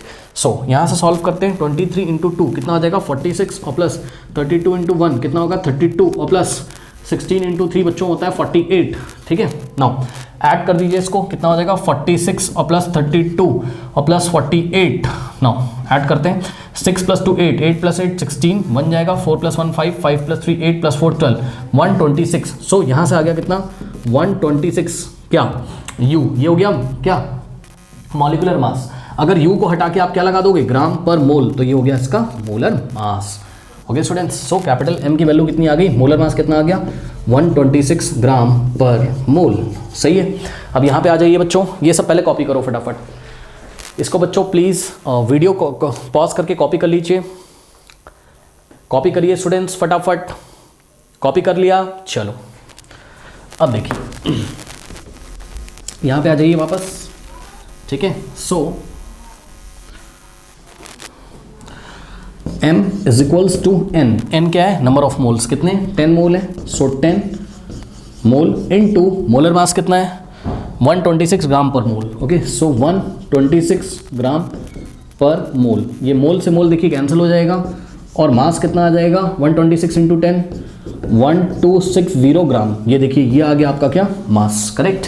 यानी कि अगर हम 10 मोल ऑफ सोडियम सल्फाइड लें तो 10 मोल ऑफ सोडियम सल्फाइड का टोटल मास कितना होता है? 1260 ग्राम होता है। अगर किलोग्राम में करना हो तो कर सकते हो, 1000 से डिवाइड कर दोगे, बट करने की जरूरत नहीं है, मास को ग्राम में ही बताओ, क्या दिक्कत है। ओके, सो नोट कर लीजिए। Now students, question number 8, convert into मोल। मास गिवन है आपको, मोल आपको निकालने। करेक्ट। तो 12 ग्राम ऑफ ऑक्सीजन गैस में कितने मोल होंगे ऑक्सीजन गैस के, ये आपको बताना है। अब देखो बच्चों, ऑक्सीजन गैस इसने बोला है, यहां पे आपको ध्यान रखना है एग्जाम में।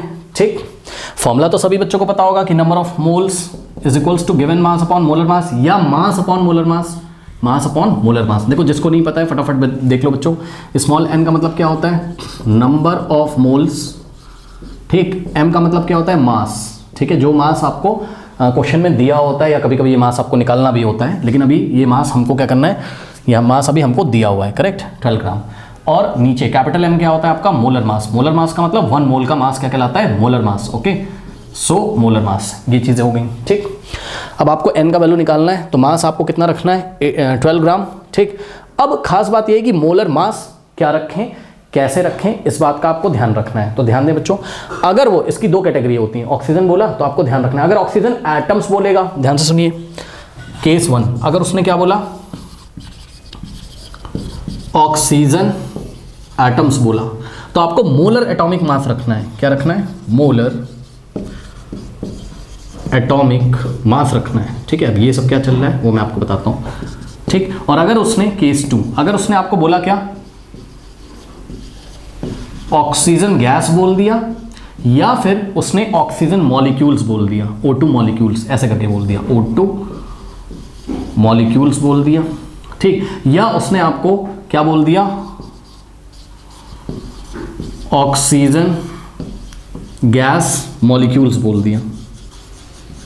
ठीक है, ऑक्सीजन गैस बोल दे, ऑक्सीजन मॉलिक्यूल्स बोल दे, या ऑक्सीजन गैस मॉलिक्यूल्स बोल दे, ये 3 बातें अगर वो आपको बोल दे तो आपको मोलर मॉलिक्यूलर मास रखना है। क्या रखना है? मोलर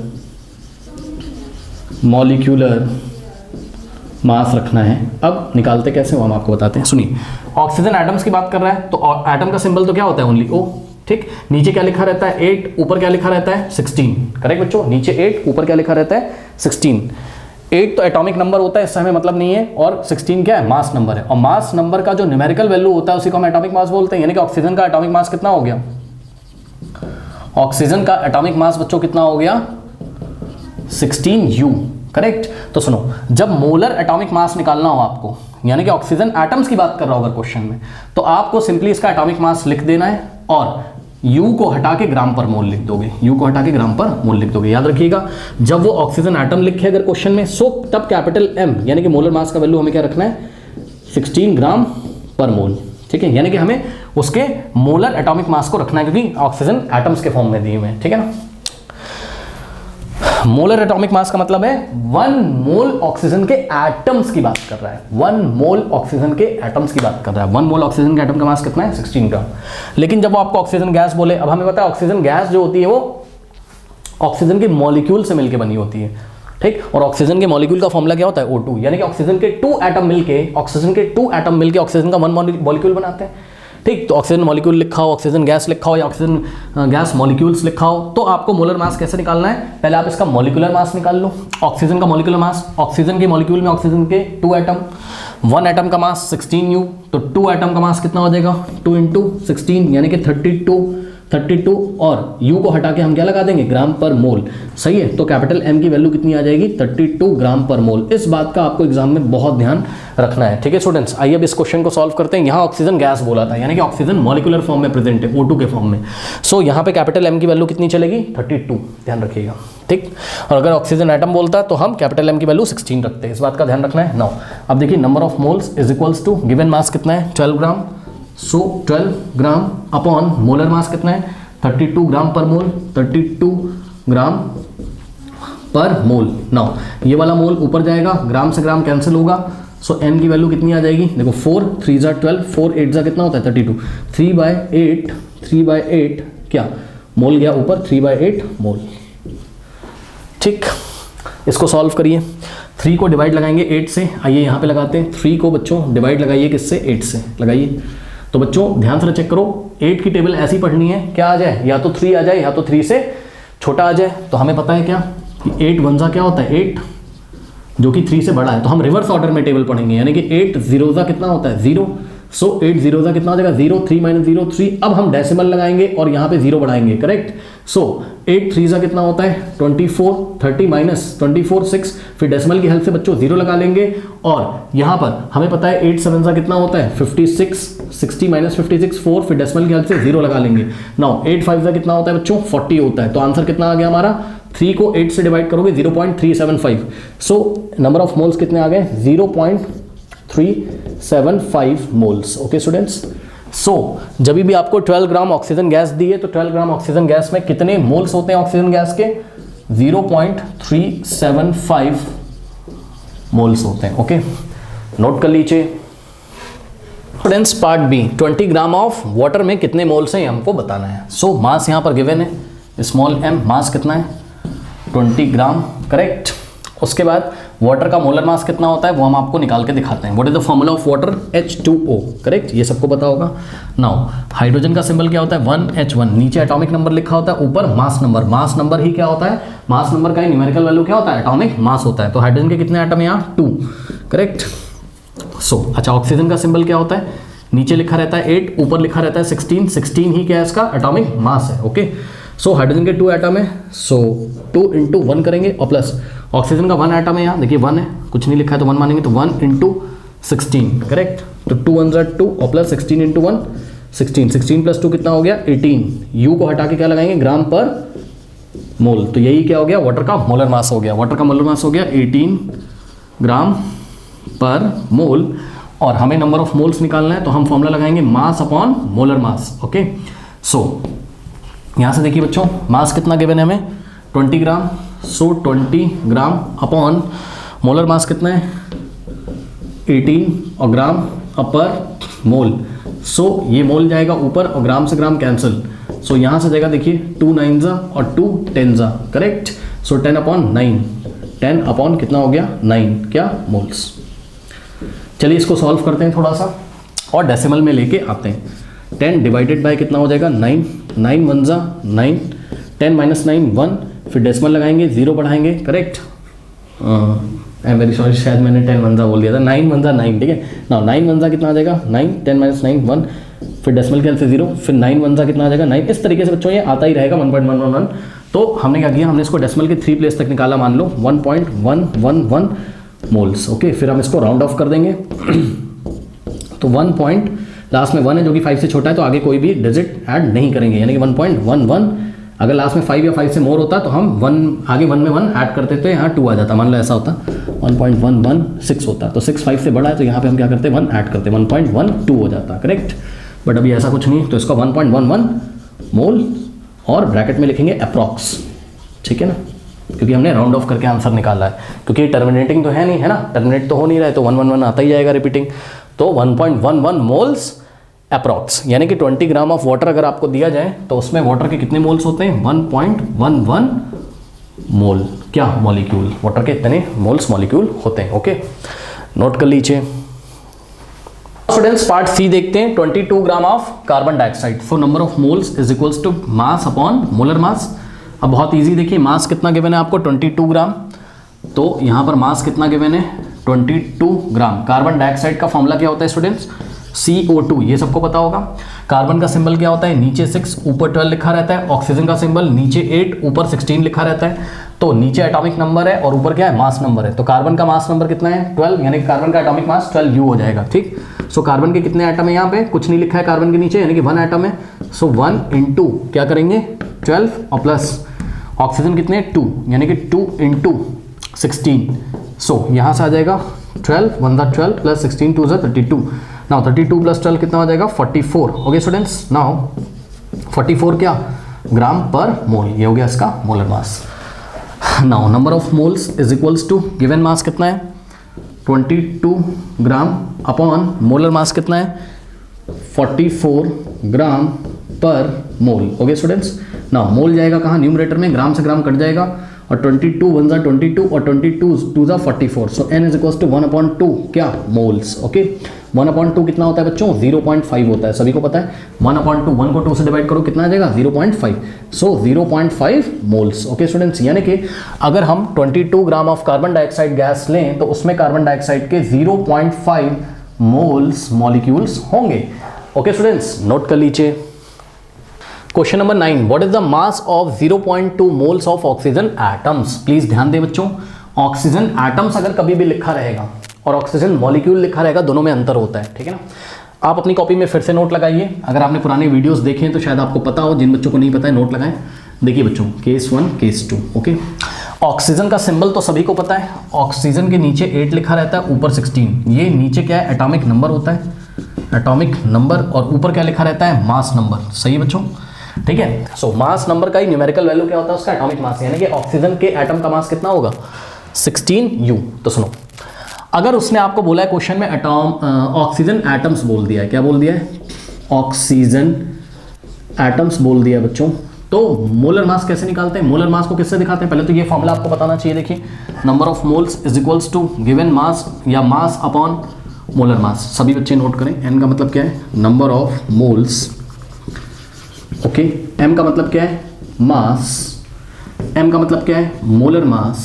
सही है, मोलर मास। ओके स्टूडेंट्स, सो अगर ऑक्सीजन एटम्स बोलेगा तो हमें मोलर मास कितना रखना होता है, हमें मोलर एटॉमिक मास रखना है, मोलर एटॉमिक मास रखना है। यानी कि ऑक्सीजन का जो एटॉमिक मास होता है 16, उसको लेके उसके आगे हम ग्राम पर मोल लगा देंगे बस। यानी कि जब ऑक्सीजन एटम बोल रहा है तो उसका मोलर मास कितना होगा, मोलर एटॉमिक मास है। ये क्या है, मोलर एटॉमिक मास है, मतलब 16 ग्राम पर मोल, मतलब 1 मोल ऑक्सीजन के एटम्स का मास, 1 मोल ऑक्सीजन के एटम्स का मास कितना होता है 16 ग्राम। लेकिन अगर आपको एग्जाम में दे ऑक्सीजन मॉलिक्यूल्स दे दे बच्चों, नोट लगाइए कॉपी में, ऑक्सीजन मॉलिक्यूल्स दे दे, या आपको ऑक्सीजन गैस दे दे, या आपको ऐसे करके लिख दे O2 मॉलिक्यूल्स, इन तीनों में से अगर कुछ भी दिया हो, ऑक्सीजन मॉलिक्यूल्स दे दे, ऑक्सीजन गैस दे दे, या O2 मॉलिक्यूल्स दे दे, तो इस केस में हम लोग मोलर मास क्या लिखेंगे, हम लोग बच्चों यहां पर पहले ऑक्सीजन के मॉलिक्यूल का मास निकाल लेंगे। देखिए यहां पर ऑक्सीजन के एटम का मास ले लिया था बस, और ग्राम पर मोल लगा दिया।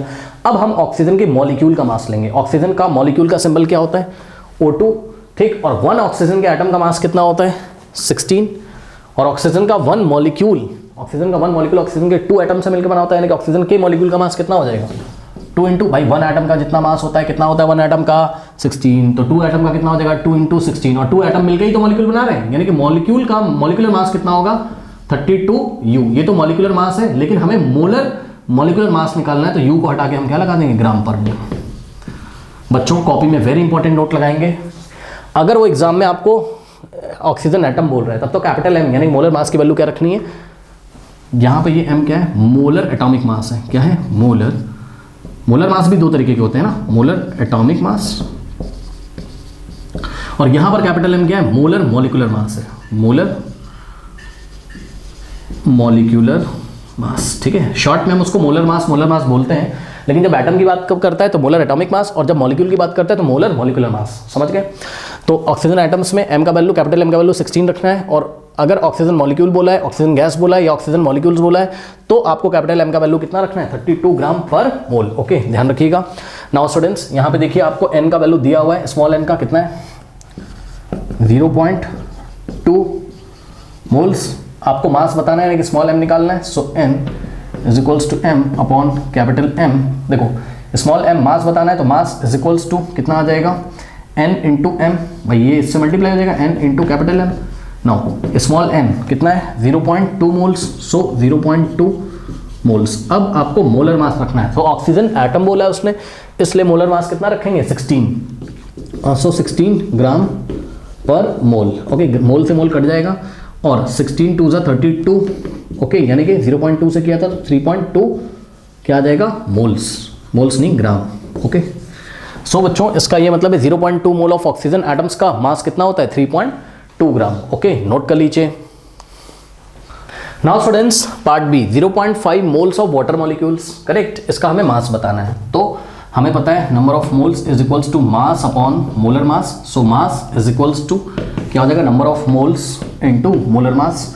Correct. Now number of moles कितना है, 0.5 है। मोलर मास आपको वाटर का पता होना चाहिए। What is the formula of water, H2O। Correct. अब देखिए, हाइड्रोजन का सिंबल होता है 1H1, ऑक्सीजन का होता है 8 और 16। करेक्ट। तो ऑक्सीजन, हाइड्रोजन के कितने एटम है, 2, 1 एटम का मास 1U, तो 2 एटम का मास 2 इंटू 1U और प्लस ऑक्सीजन के कितने एटम है यहाँ पर वाटर में, ओनली 1। ओके, O के नीचे कुछ नहीं लिखा है तो 1 मानेंगे। तो 1 इंटू ऑक्सीजन के एटम का मास 16। नाउ 2 1 2 और प्लस 16 इंटू 1 16, 16 प्लस 2 18U तो इसका मॉलिक्यूलर मास है। हमें मोलर मॉलिक्यूलर मास बताना है। तो मोलर मास बताना है, मोलर मॉलिक्यूलर मास या मोलर मास बताना है, तो U को हटा के हम क्या लगा देंगे, ग्राम पर मोल। ओके, कैपिटल M का वैल्यू कितना आ गया वाटर के लिए, 18 ग्राम पर मोल। नाउ स्मॉल n कितना है, 0.5 मोल इंटू कैपिटल M कितना है वाटर के लिए, 18 ग्राम पर मोल। अब इसको सॉल्व कर लो, 9 आ जाएगा आंसर। कैसे, 0.5 को 1/2 लिख सकते हो भाई, 0.5 को 1/2 लिख दो ना, क्या दिक्कत है। 1/2 मोल इंटू 18, अच्छा मोल से मोल यहाँ कैंसिल हो गया था, ठीक है, तो आंसर हमारा ग्राम में आ जाएगा। ओके, सो 1/2 इंटू 18 ग्राम, 2 1 2 और 2 9 इंटू 1 9, सो यहाँ से आ जाएगा 9 ग्राम। यानी कि बच्चों 0.5 मोल ऑफ वाटर मॉलिक्यूल्स अगर हम ले लें तो इसका मास कितना होता है, 9 ग्राम्स होता है। ओके, सो नोट कर लीजिए, वेरी इजी क्वेश्चन, नोट करिए स्टूडेंट्स फटाफट। स्टूडेंट्स क्वेश्चन नंबर 10 देखिए, कह रहा है calculate the number of molecules of sulphur. Okay, number of molecules of sulphur. Sulphur के आपको नंबर ऑफ मॉलिक्यूल्स निकालने। अब देखो, सबसे पहले आपको सल्फर का मॉलिक्यूलर फॉर्मूला याद होना चाहिए, कितना होता है, S8। S के नीचे 8 लिखा होता है। यानी कि बच्चों सल्फर का जो 1 मॉलिक्यूल होता है वो सल्फर के 8 एटम से बना होता है। 8 atom of sulphur makes 1 molecule of sulphur. Correct, ये बात हमें पता है। फिर क्वेश्चन में बोला उसने number of molecules of sulphur बताइए, number of molecules of sulphur बताइए, और गिवन क्या है, present in 16 gram of solid sulphur. Okay, तो ये देखिए, ये एक सॉलिड सल्फर दिया है, सॉलिड सल्फर का सैंपल है, ये एक सॉलिड सल्फर का सैंपल है, और इसका मास कितना है, इसका मास कितना है, 16 ग्राम। तो 16 ग्राम सॉलिड सल्फर आपको दिया है। अब देखो बच्चों, ये जो 16 ग्राम सॉलिड सल्फर दिया है, भाई सल्फर होगा ना ऐसा, सॉलिड पीस होगा एक सल्फर का छोटा सा, 16 ग्राम उसका मास है। तो सल्फर जो सॉलिड सल्फर है वो कैसे बना होगा, ऑब्वियसली सल्फर के मॉलिक्यूल से बना होगा। तो वो कह रहा है 16 ग्राम सॉलिड सल्फर में सल्फर के कितने मॉलिक्यूल है ये बताओ। तो आपको बताना है नंबर ऑफ मॉलिक्यूल्स। देखो बच्चों, सबसे पहले हम यहां निकालेंगे क्या, नंबर ऑफ मोल्स, और नंबर ऑफ मोल्स से हम क्या निकालेंगे, number of molecules. Okay students, तो पहले आप नंबर ऑफ मोल्स निकाल लीजिए। अब नंबर ऑफ मोल कैसे निकालते हैं, देखिए, number of moles is equals to mass upon molar mass. ठीक है, ये तो सबको पता होगा। नंबर ऑफ मोल्स, एन का मतलब क्या है, number of moles, small m क्या है, जो मास क्वेश्चन में दिया हुआ है सल्फर का, और कैपिटल एम क्या है, मोलर मास है। ठीक, नाउ यहां पर मास कितना है, 16 है, मोलर मास निकाल लीजिए। कहां पे निकालें, ये सल्फर है। ठीक, सल्फर का सिंबल क्या होता है बच्चों, नीचे लिखा रहता है क्या, ये तो सल्फर का मॉलिक्यूल है, ये सल्फर का मॉलिक्यूल है, इसको मत देखो। सल्फर के एटम का सिंबल क्या होता है, नीचे 16 ऊपर 32। तो नीचे क्या होता है, एटॉमिक नंबर होता है, नीचे क्या होता है, एटॉमिक नंबर, जिससे हमें कोई मतलब नहीं है। ऊपर क्या लिखा होता है, मास नंबर, और मास नंबर का जो न्यूमेरिकल वैल्यू होता है बच्चों, उसी को हम एटॉमिक मास बोलते हैं। यानी कि सल्फर का एटॉमिक मास कितना हो जाएगा, सल्फर का एटॉमिक मास कितना हो जाएगा, सल्फर का एटॉमिक मास हो जाएगा 32, और पीछे हम क्या लगा देंगे, U। करेक्ट। नाउ स्टूडेंट्स, अब सल्फर का मॉलिक्यूलर मास कितना हो जाएगा, देखिए सल्फर के मॉलिक्यूल में सल्फर के 8 एटम है, यानी कि मॉलिक्यूलर मास कितना हो जाएगा सल्फर का, 8 इंटू 32। बात समझ में भाई, सल्फर के 1 मॉलिक्यूल में सल्फर के 8 एटम है, और 1 एटम का मास कितना होता है, सल्फर के 1 एटम का मास 32U, तो 8 एटम का मास 8 इंटू 32, तो 8 2 16 1 8 3 24 प्लस 1 25 256 क्या U, और U को हटा के अगर हम क्या लगा देंगे, ग्राम पर मोल, तो हमारा मोलर मास आ जाएगा। Molar mass is equal to 256, U को हटा के हमने क्या लगाया, ग्राम पर मोल। ओके, तो ये हो गया मोलर मास। नाउ यहाँ से सॉल्व करते हैं, number of moles, mass upon molar mass, mass कितना है 16 है, अपॉन मोलर मास कितना है 256, ठीक है, 16 ग्राम और 256 ग्राम पर मोल, करेक्ट। ये ग्राम से ग्राम कैंसिल होगा, मोल जाएगा ऊपर, सो 16/256 क्या मोल्स। तो ये आ गया आपके नंबर ऑफ मोल्स। थोड़ा सा सॉल्व करना हो तो सॉल्व कर सकते हैं हम लोग। 4 4 जा 16, या आप डायरेक्ट 16 से भी आई थिंक ले जा सकते थे।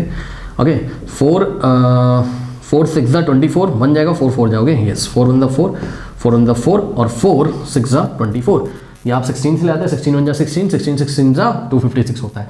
तो कितना आ गया बच्चों, यहाँ से आ गया 1/16 मोल्स आ गया, ठीक है। अब इसको भी डेसिमल में मत लाइए, कॉपी करिए फटाफट, कॉपी कर लीजिए बच्चों, मेरे को जगह चाहिए होगी, कॉपी कर लीजिए। नंबर ऑफ मोल्स आ चुका है, कॉपी करिए फटाफट। तो नंबर ऑफ मोल्स कितना आ चुका है सल्फर के मॉलिक्यूल्स का, 1/16 मोल्स। अब इसको एवोगाड्रो नंबर से मल्टीप्लाई कर दो, क्योंकि 1 मोल में कितने होते हैं, 1 मोल में कितने होते हैं, 6.022 इंटू 10⁻23 मॉलिक्यूल्स, ठीक है। तो 1/16 मोल्स में कितने हो जाएंगे, ठीक। या अगर आपको ऐसे नहीं करना है, आप फॉर्मूला यूज़ करना चाहते हो तो आप फॉर्मूला यूज़ कर लो जो मैंने पढ़ाया हुआ है एनसीईआरटी में, ठीक है ना। नंबर ऑफ मोल्स आ गए, अब मॉलिक्यूल्स निकाल लो। कैसे, number of moles is equals to number of particles divided by n naught. n naught क्या होता है, n नॉट या n0, ये क्या होता है, एवोगाड्रो नंबर, एवोगाड्रो नंबर। और कैपिटल N क्या होता है, number of particles, number of particle, और पार्टिकल कौन है, मॉलिक्यूल्स, तो नंबर ऑफ क्या हो जाएगा, मॉलिक्यूल्स। ओके स्टूडेंट्स, और स्मॉल n क्या होता है, number of moles. Okay, so यहां से कैपिटल N की वैल्यू निकालोगे, यानी कि number of molecule is equal to small n into n naught या n0, यानी कि नंबर ऑफ मोल्स को एवोगाड्रो नंबर से मल्टीप्लाई कर दो तो नंबर ऑफ मॉलिक्यूल आ जाएंगे। यही बात मैं भी कह रहा था। नंबर ऑफ मोल्स कितना है, 1/16, सो 1/16 into n not, Avogadro number कितना होता है, 6.022 इंटू, भाई n नॉट की वैल्यू कितनी होती है, 6.022 into 10⁻23, okay, so into 10⁻23, correct. ये ऐसा कुछ आ गया आपके पास। नाउ इसको थोड़ा सा सॉल्व कर लीजिए। देखिए 2 8 जा 16 और 2 3 जा, फिर यहाँ डेसिमल लगाएंगे, 2 0 जा 1 जा 1 जा, ओके। सो कितना आ गया यहाँ से, ये हो गया स्टूडेंट्स 3.011 इंटू 10⁻23 और अपॉन में कितना है, 8 है। अब इसको थोड़ा सा सॉल्व करेंगे। कैसे, देखो ये वाले डेसिमल को उठा के यहाँ पे ले जाओ, कितने place, 1 place 2 place 3 place right में ले जाओगे। जैसे ही ऐसा करोगे कितना हो जाएगा, 3011 अपॉन में 8 इंटू, सुन लीजिए ध्यान से, जब भी हम डेसिमल को राइट हैंड साइड ले आते हैं तो 10 की पावर में उतना ही माइनस कर देते हैं। तो डेसिमल को हम 1 प्लेस 2 प्लेस 3 प्लेस राइट में ले गए तो 10 की पावर में हम 3 माइनस कर देंगे, ओके, सो -3 कर दिया, करेक्ट। तो ये हो गया 3011 और लास्ट में पॉइंट आ गया, पॉइंट को लिखा नहीं जाता है, तो इस तरीके से पॉइंट को हमने, डेसिमल को हमने 3 प्लेस राइट में शिफ्ट कर दिया और 10 की पावर में 3 माइनस कर दिया, ओके। सो यहाँ से आ गया कितना, 3011 अपॉन 8 इंटू 10⁻23 माइनस 3 कितना हो गया, 10⁻20 हो गया ये, करेक्ट। ओके स्टूडेंट्स, नाउ इसको सॉल्व करते हैं थोड़ा सा। इतना कॉपी करिए फटाफट, कॉपी कर लीजिए, इधर मैं रब कर दूंगा, कॉपी कर लीजिए स्टूडेंट्स, या इधर रब कर देते हैं ना, चलो। सो इसको रब करते हैं यहाँ पे। अब आप 3011 को डिवाइड लगाइए किससे, 8 से। सो 3011 को 8 से हम लोग डिवाइड लगा लेंगे, ठीक है, 8 से। देखते हैं कितना आता है स्टूडेंट्स। देखिए 8 3 जा कितना होता है, 24। नाउ 10 माइनस 4 6 और 2 माइनस 2, यहाँ कुछ नहीं बचेगा। नाउ यहाँ से 1 कॉपी करेंगे, ठीक है। 8 7 जा कितना होता है, 56। 11 माइनस 6 5 और 5 माइनस 5, यहाँ कुछ नहीं बचेगा। नाउ यहाँ से 1 कॉपी कर लेंगे। नाउ 8 6 जा कितना होता है, 8 6 जा कितना होता है बच्चों, 8 6 जा होता है कितना, 48 और यहाँ बचेगा 3। फिर डेसिमल की हेल्प से हम लोग यहाँ 0 लगा सकते हैं, करेक्ट। फिर 8 2 जा 8 3 जा, फिर से 8 3 जा कितना होता है, 24, यहाँ 6 आएगा, डेसिमल की हेल्प से 0, फिर 7 जा, इतना काफ़ी है, इतना काफ़ी है, बस इतना काफ़ी, ठीक। तो क्या आ गया हमारे पास, 376.37 ये आ गया ना डिवाइड करके, और इनटू में क्या है, 10⁻20 तो पहले से ही लिखा हुआ था। अब देखिए इसको साइंटिफिक नोटेशन में लेके आएंगे। साइंटिफिक नोटेशन क्या कहता है कि डेसिमल से पहले एक ही डिजिट होना चाहिए। डेसिमल से पहले यहाँ 1 2 3 डिजिट है, आंसर ये भी सही है, आपका कोई दिक्कत नहीं, लेकिन डेसिमल से पहले ओनली 1 डिजिट होना चाहिए। तो ये वाले डेसिमल को पकड़ के यहाँ पे लेके आओगे, ठीक। तो कितना हो जाएगा, 3.7637 इंटू 10⁻, अब सुनिए अभी आप डेसिमल को राइट में ले गए थे तो 10 की पावर में माइनस किया था, अब जब आप डेसिमल को लेफ्ट में ले आओगे तो 10 की पावर में ऐड करोगे। सो 20 में हम लोग क्या ऐड करेंगे, चेक करिए यहाँ से बच्चों, ये वाले डेसिमल को उठा के 1 प्लेस 2 प्लेस लेफ्ट में लेंगे, 1 प्लेस 2 प्लेस, तो इसमें हम क्या करेंगे 2 ऐड करेंगे। सो यहाँ से आ जाएगा 3.7637 इंटू 10 टू द पावर 22। ठीक है, तो ये आपका फाइनल आंसर है। ठीक है, 3.7637 इंटू 10 टू द पावर 22 क्या, यस मॉलिक्यूल्स, करेक्ट। तो पहले मोल्स निकाले, फिर मोल से हमने मॉलिक्यूल निकाले। अब सुनो, कहीं कहीं पे आपको इसका आंसर ऐसा दिया होगा 3.76 ओनली, डेसिमल के बाद 2 डिजिट तक लिया होगा इन्होंने, तो उससे फर्क नहीं पड़ता है। ठीक है ना, वो राउंड ऑफ कर दिया होगा। मैं आपको बता रहा हूँ कैसे राउंड ऑफ किया है इस नंबर को, इसको कैसे राउंड ऑफ किया है वो देखिए कितना है, 3.7637 है, लास्ट में 7 है जो कि 5 से बड़ा है। जब 5 से बड़ा होता है तो हम आगे 1 ऐड करते हैं, तो 3.76 3 + 1 4 हो गया होगा ना। 4 क्या 5 से छोटा है तो आगे हम कुछ भी ऐड नहीं करेंगे, तो 3.76 हो गया होगा बस। तो ये डेसिमल के 2 प्लेसेस तक निकाला गया होगा। सो यहाँ से आ जाएगा 3.76 इंटू में 10 की पावर पे कोई फर्क नहीं पड़ेगा राउंड ऑफ करने पर। Okay, 3.76 into 10 to the power 22 क्या, मॉलिक्यूल्स। तो इसका ये मतलब है कि सल्फर कितना गिवन था आपको, सॉलिड सल्फर 16 ग्राम है ना, तो 16 ग्राम सॉलिड सल्फर में सल्फर के कितने मॉलिक्यूल्स होते हैं, 3.76 into 10 to the power 22 molecules होते हैं। ओके, नोट कर लीजिए। स्टूडेंट्स, क्वेश्चन नंबर 11 थोड़ा सा हट के क्वेश्चन है। ठीक है, इसको मैं आपको बताता हूँ आसान तरीके से। कह रहा calculate the number of aluminium ions present in 0.051 gram of aluminium oxide. अब देखो जरा, एक बात मैं आपको बताना चाहता हूँ, याद रखिएगा। देखिए, एल्युमिनियम के एटम का जो मास होगा, देखो एल्युमिनियम का एटम क्या होता है, Al, ये क्या है, Al लिखा हुआ, तो एल्युमिनियम का क्या है, ये एटम है। लेकिन अगर Al3+ लिखा हुआ है, Al3+, तो ये क्या है, एल्युमिनियम का आयन है। ये क्या है, एल्युमिनियम का क्या है, ये आयन है। ठीक है ना, ठीक। एल्युमिनियम का आयन कैसे बनता है वो हम आपको बता देते हैं। एल्युमिनियम का एटॉमिक नंबर कितना होता है, देखो ये एल्युमिनियम का सिंबल है इस तरीके से, नीचे लिखा रहता है कितना, 13, ऊपर 27। ठीक, तो नीचे ये एटॉमिक नंबर है, एटॉमिक नंबर, और ऊपर क्या लिखा रहता है, मास नंबर। ओके, सो अभी आप ध्यान देखो जरा, एटॉमिक नंबर, जो एटॉमिक नंबर होता है उतने ही उसमें इलेक्ट्रॉन होते हैं, यानी कि एल्युमिनियम में कितने इलेक्ट्रॉन है, 13। अब ध्यान देना जरा, एल्युमिनियम में 13 इलेक्ट्रॉन है। 13 का इलेक्ट्रॉनिक कन्फिग्रेशन 283, यानी कि K शेल में कितने इलेक्ट्रॉन जाएंगे, 2, L शेल में 8 और M शेल में कितने इलेक्ट्रॉन जाएंगे, 3। अब एल्युमिनियम क्या करता है, 3 इलेक्ट्रॉन बाहर कर देता है और अपना ऑक्टेट कंप्लीट कर लेता है। चेक करो, अगर ये एल्युमिनियम आउटर मोस्ट के 3 इलेक्ट्रॉन को लूज कर दें तो एल्युमिनियम का ऑक्टेट कंप्लीट हो जाएगा, यानी कि एल्युमिनियम 3+ आयन बना देगा। तो मेरी बात ध्यान से सुनो, एल्युमिनियम का एटम जब ये 3 इलेक्ट्रॉन बाहर फेंकता है स्टेबल होने के लिए, और एल्युमिनियम का आयन बन जाता है।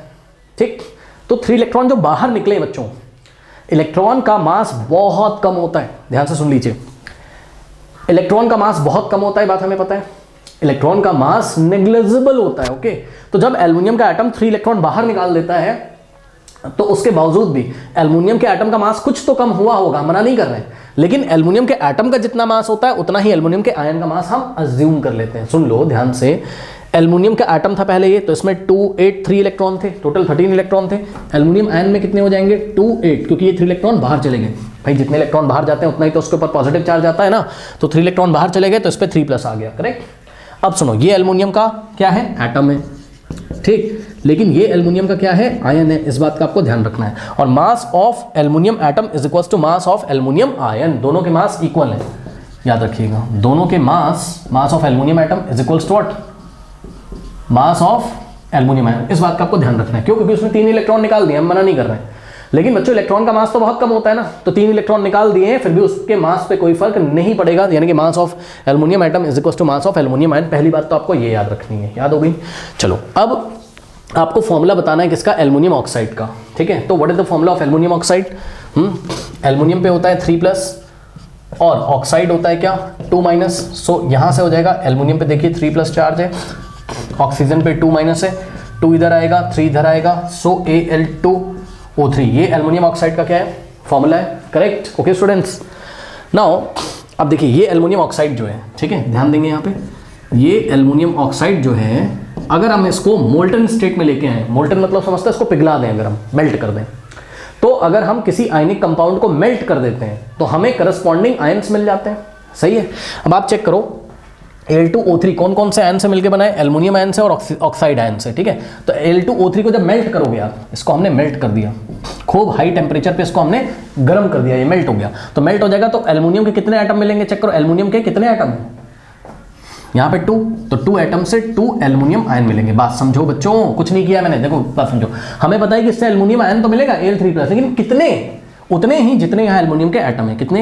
Al के नीचे 2 लिखा है, यानी कि एल्युमिनियम के आयन के आगे हमें 2 लगाना है। बात समझ में आई कि नहीं? और प्लस यहाँ पे देखिए ऑक्सीजन के कितने एटम है? 3, तो ऑक्सीजन के 3 आयन मिल जाएंगे, ऐसे सोचो आप, यानी कि ऑक्साइड आयन मिलेंगे कितने? 3, तो आगे आपको 3 लगाना पड़ेगा। कोई डाउट है बताइए? हाँ ठीक है, ये चीज़ हो गई। ओके, अब ये एक बैलेंस रिएक्शन लिखी हुई है हमने, ठीक, कि Al2O3 से हमें 2 एल्युमिनियम आयन मिलते हैं और 3 ऑक्साइड आयन मिलते हैं, ठीक है। अब इन्होंने हमसे क्वेश्चन क्या पूछा है कि calculate the number of aluminium ion present in 0.051 gram of aluminium oxide, ठीक है। तो इन्होंने एल्युमिनियम ऑक्साइड कितना दिया हुआ है? 0.051 ग्राम। अब सुनो मेरी बात ध्यान से, इस रिएक्शन को देखिए, अकॉर्डिंग टू दिस रिएक्शन ये क्या है? एल्युमिनियम ऑक्साइड है, ठीक है। कितना मोल एल्युमिनियम ऑक्साइड है? 1 मोल है, चेक कर लीजिए, ठीक, 1 मोल है। भाई कैसे 1 मोल? इसके आगे कोई नंबर नहीं लिखा है, मतलब 1 लिखा है, तो 1 मोल है ये। कितना है? 1 मोल। इसके आगे 2 लिखा है तो ये 2 मोल एल्युमिनियम आयन है। इसके आगे 3 लिखा है तो ये 3 मोल ऑक्साइड आयन है। याद रखिएगा, जो आगे नंबर लिखे होते हैं उन्हीं को हम मोल्स बोलते हैं। ओके, सो ये क्या है? 1 mole of aluminium oxide. Copy में नोट लगा लो, इसका मतलब क्या है, मैं छोटा छोटा लिख दे रहा हूँ। 1 मोल ऑफ एल्युमिनियम ऑक्साइड, इसका मतलब क्या है? 2 मोल्स ऑफ एल्युमिनियम आयन, और इसका मतलब क्या है? 3 लिखा है ना आगे, सो 3 मोल्स ऑफ ऑक्साइड आयन, ये मतलब है, ठीक। अब सुनो, इस रिएक्शन से पहले इंफॉर्मेशन निकालो। क्या इंफॉर्मेशन? वो हम आपको बताते हैं। देखिए Al2O3 का मोलर मास आता है कैलकुलेट करना आपको। आइए दिखाते हैं किस तरीके से होगा। यहाँ पे देखिए जरा, मोलर मास कैसे निकालेंगे। ऑक्सीजन का सिंबल क्या होता है बताइए? 8, ऊपर होता है 16, ठीक। सो Al2O3 का मोलर मास निकालिए। कैसे निकालेंगे? इसका मॉलिक्यूलर मास निकाल के ग्राम पर मोल लगा देंगे। ओके, सो एल्युमिनियम के 2 एटम है, सो 2 इंटू क्या करेंगे? एटॉमिक मास को मल्टीप्लाई करेंगे 27, और प्लस ऑक्सीजन के 3 एटम है, यानी कि 3 इंटू इसका एटॉमिक मास कितना है? 16। ऐड करिए, 2 इंटू 27 कितना होगा? 54, और प्लस 3 इंटू 16 कितना आ जाएगा? 48। नाउ ऐड करिए, 8 + 4 12 बन जाएगा। सो 102 क्या? ग्राम पर मोल, ग्राम पर मोल, यानी कि 1 मोल का मास कितना है? 102 ग्राम। ओके, सो एल्युमिनियम ऑक्साइड के 1 मोल का मास कितना है? 102 ग्राम। यानी कि जब हम 102 ग्राम एल्युमिनियम ऑक्साइड लेते हैं तो हमको कितना एल्युमिनियम मिलता है? अब मेरी बात ध्यान सुनो, अभी मैंने आपको बताया था कि एल्युमिनियम के बच्चों, एल्युमिनियम के एटम का जो मास होता है वही एल्युमिनियम के आयन का मास होता है, सही है ना। तो यहाँ पे क्या लिखा हुआ है? एल्युमिनियम का आयन लिखा हुआ है, ठीक। ये कॉपी करो पहले, फिर बता रहा हूँ। कॉपी करिए, कॉपी कर लिया। चलो अब देखो जरा, अगर हम आपसे पूछें कि एल्युमिनियम आयन का मास बताओ, एल्युमिनियम आयन का मास बताओ, तो आप कितना बताओगे? एल्युमिनियम के एटम का जो मास होता है, यानी कि 27U। अगर हम एल्युमिनियम का मोलर मास पूछें, यानी कि 1 मोल का, यानी कि 1 मोल एल्युमिनियम आयन का मास पूछे, तो U को हटा के क्या लगा दोगे? ग्राम पर मोल, ठीक है। लेकिन हमें कितने मोल का मास चाहिए? यहाँ पे आगे क्या लिखा है? 2, तो 2 मोल का, ये तो 1 मोल का मास है, तो 2 मोल का मास कितना हो जाएगा? Mass of 2 mole aluminium ion. Okay, कितना हो जाएगा? इसको 2 से मल्टीप्लाई कर दो, यानी कि 2 इंटू 27 कितना हो जाएगा?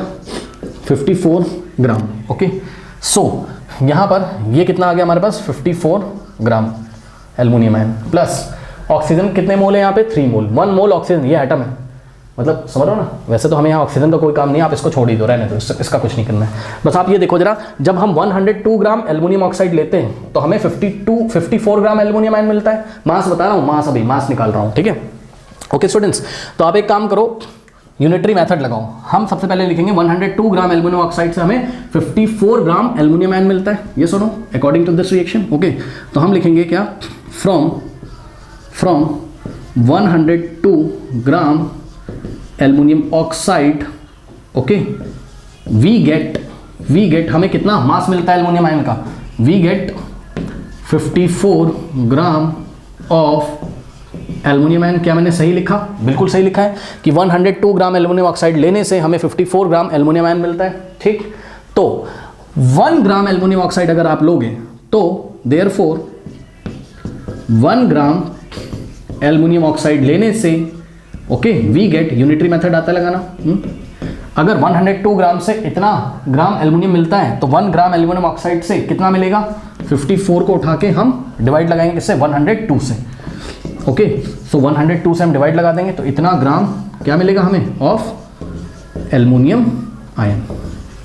ठीक, अब सुनो, अब आपको बच्चों यहां से कुछ सॉल्व करना हो तो मेरे ख्याल से कर सकते हो, ठीक है, नहीं सॉल्व करना है तो ऐसे ही छोड़ दो आप। सुनो मेरी बात ध्यान से, ये आपको पता चल गया क्या, मास ऑफ एल्युमिनियम आयन पता चल गया कि नहीं। अब आपको मास ऑफ एल्युमिनियम आयन पता चल गया है। ये मास ऑफ एल्युमिनियम आयन आपको किससे मिला है, 1 ग्राम ऑफ एल्युमिनियम ऑक्साइड से। तो 1 ग्राम एल्युमिनियम ऑक्साइड से अगर इतना ग्राम एल्युमिनियम आयन मिलता है तो इतने ग्राम एल्युमिनियम ऑक्साइड से 0.051 ग्राम एल्युमिनियम ऑक्साइड से आपको कितना एल्युमिनियम मिलेगा, बहुत इजी।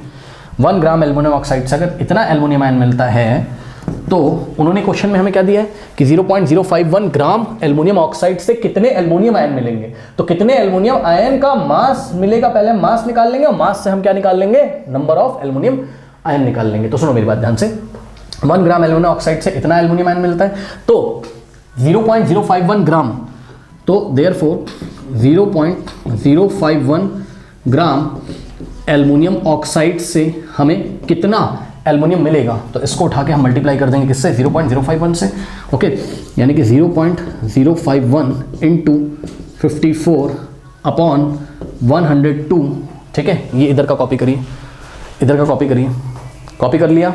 चलो now gram of aluminium ions. Okay students, यानी कि अब जाके हमें पता चला है कि 0.051 ग्राम एल्युमिनियम ऑक्साइड अगर लिया जाए, ठीक है, यहाँ पे मैं आपको दिखाता हूँ, अगर हम कितना लें Al2O3, अगर हम कितना लें 0.051 ग्राम लें अगर हम एल्युमिनियम ऑक्साइड और इसको मेल्ट कर दें, ठीक, तो हमको क्या मिलेगा, हमको एल्युमिनियम आयन मिलेगा।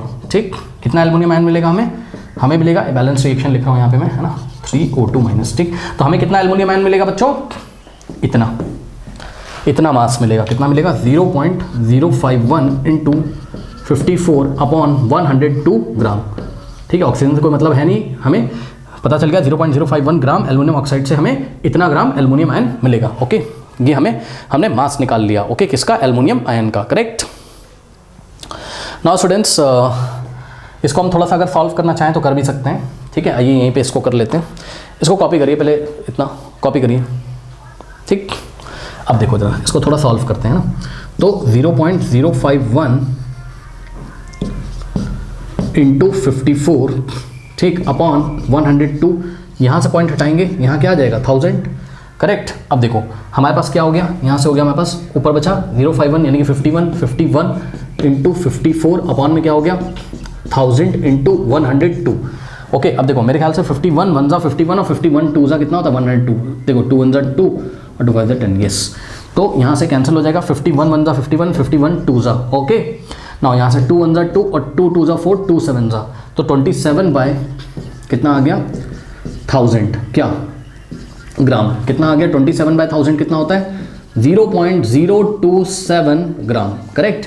यानी कि बच्चों 0.051 ग्राम एल्युमिनियम ऑक्साइड से हमें कितने एल्युमिनियम आयन मिला, उसका मास कितना हो गया, इसको सॉल्व करके कितना आया 0.027 ग्राम, करेक्ट। नोट करिए,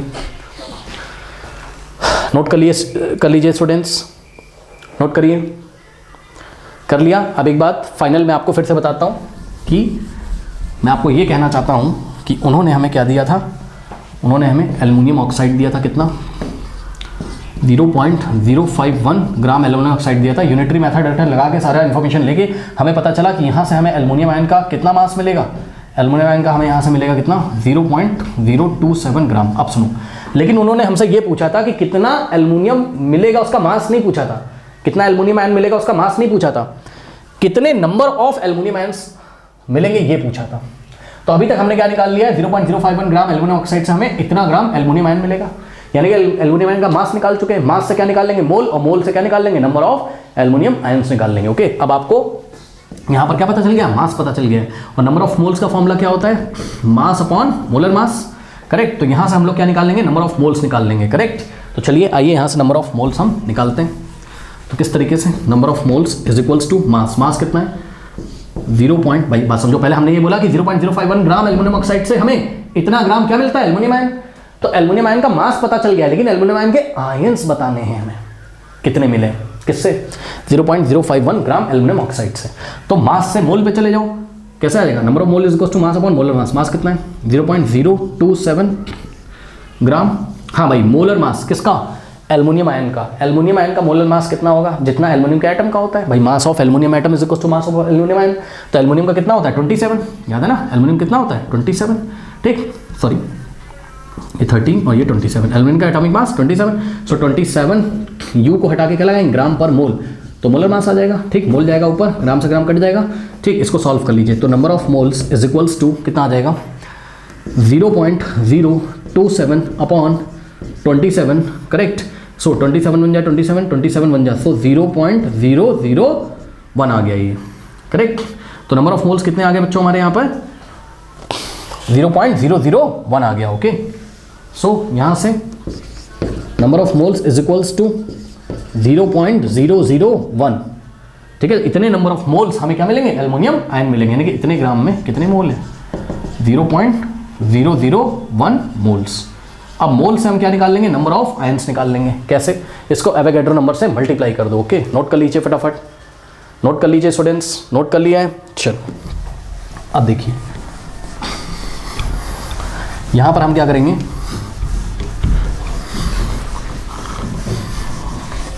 जिसको नहीं समझ में आ रहा पूरा वीडियो एक बार फिर से देखिएगा, ठीक है। ये एक अलग टाइप का थोड़ा सा क्वेश्चन था, करेक्ट। तो यहाँ पे देखेंगे बच्चों हम लोग, हमें पता है कि 1 मोल में कितने आयंस होते हैं, 1 मोल में 6 पॉइंट, आयन का मतलब पार्टिकल्स है ना, 1.6 सॉरी 1 मोल में कितने पार्टिकल्स होते हैं, 6.022 इंटू 10⁻23, और पार्टिकल्स का मतलब आयन 6.022 इंटू 10⁻23 क्या आयंस, ये हमें पता है। पार्टिकल्स का मतलब यहाँ पे आयंस की बात कर रहा है, ओके। सो 1 मोल में अगर इतने होते हैं तो इतने मोल में कितने होंगे, मल्टीप्लाई कर दो उठा के, ठीक है ना। सो 0.001 मोल्स एल्युमिनियम आयन में कितने आयन होंगे, क्या करेंगे, 0.001 इंटू 6.022 इंटू 10⁻23, करेक्ट। अब स्टूडेंट्स हम इसको सॉल्व करते हैं, कैसे करेंगे, ये वाले डेसिमल को उठा के यहाँ पे लेके आएंगे, तो ये कितना हो जाएगा, आगे से 0 हट जाएगा, 1 के बाद पॉइंट का कोई मतलब नहीं, यानी कि 1 हो जाएगा, 1 इंटू 6.022, और सुनिए डेसिमल को आप जितने प्लेस राइट में ले जा रहे हो उतना ही 10 की पावर में माइनस करना है। यहाँ क्या था, 10 की पावर 23 था, ठीक है। सो डेसिमल को उठा के यहाँ पे लेके आए, तो 1 2 3 प्लेस राइट में ले गए, तो 10 की पावर में 3 क्या करेंगे, माइनस करेंगे, ओके। सो 6.022 इंटू 1 6.022 आ जाएगा, इंटू 10⁻23 माइनस 3 कितना आ जाएगा, 10⁻20 हो जाएगा। इसका ये मतलब बच्चों कि 0.051 ग्राम एल्युमिनियम ऑक्साइड को जब मेल्ट किया जाएगा तो आपको उसमें कितने एल्युमिनियम आयन मिलेंगे, इतने मोल्स, यानी कि कितने, 6.022 इंटू 10⁻20 एल्युमिनियम आयंस आपको मिलेंगे, करेक्ट।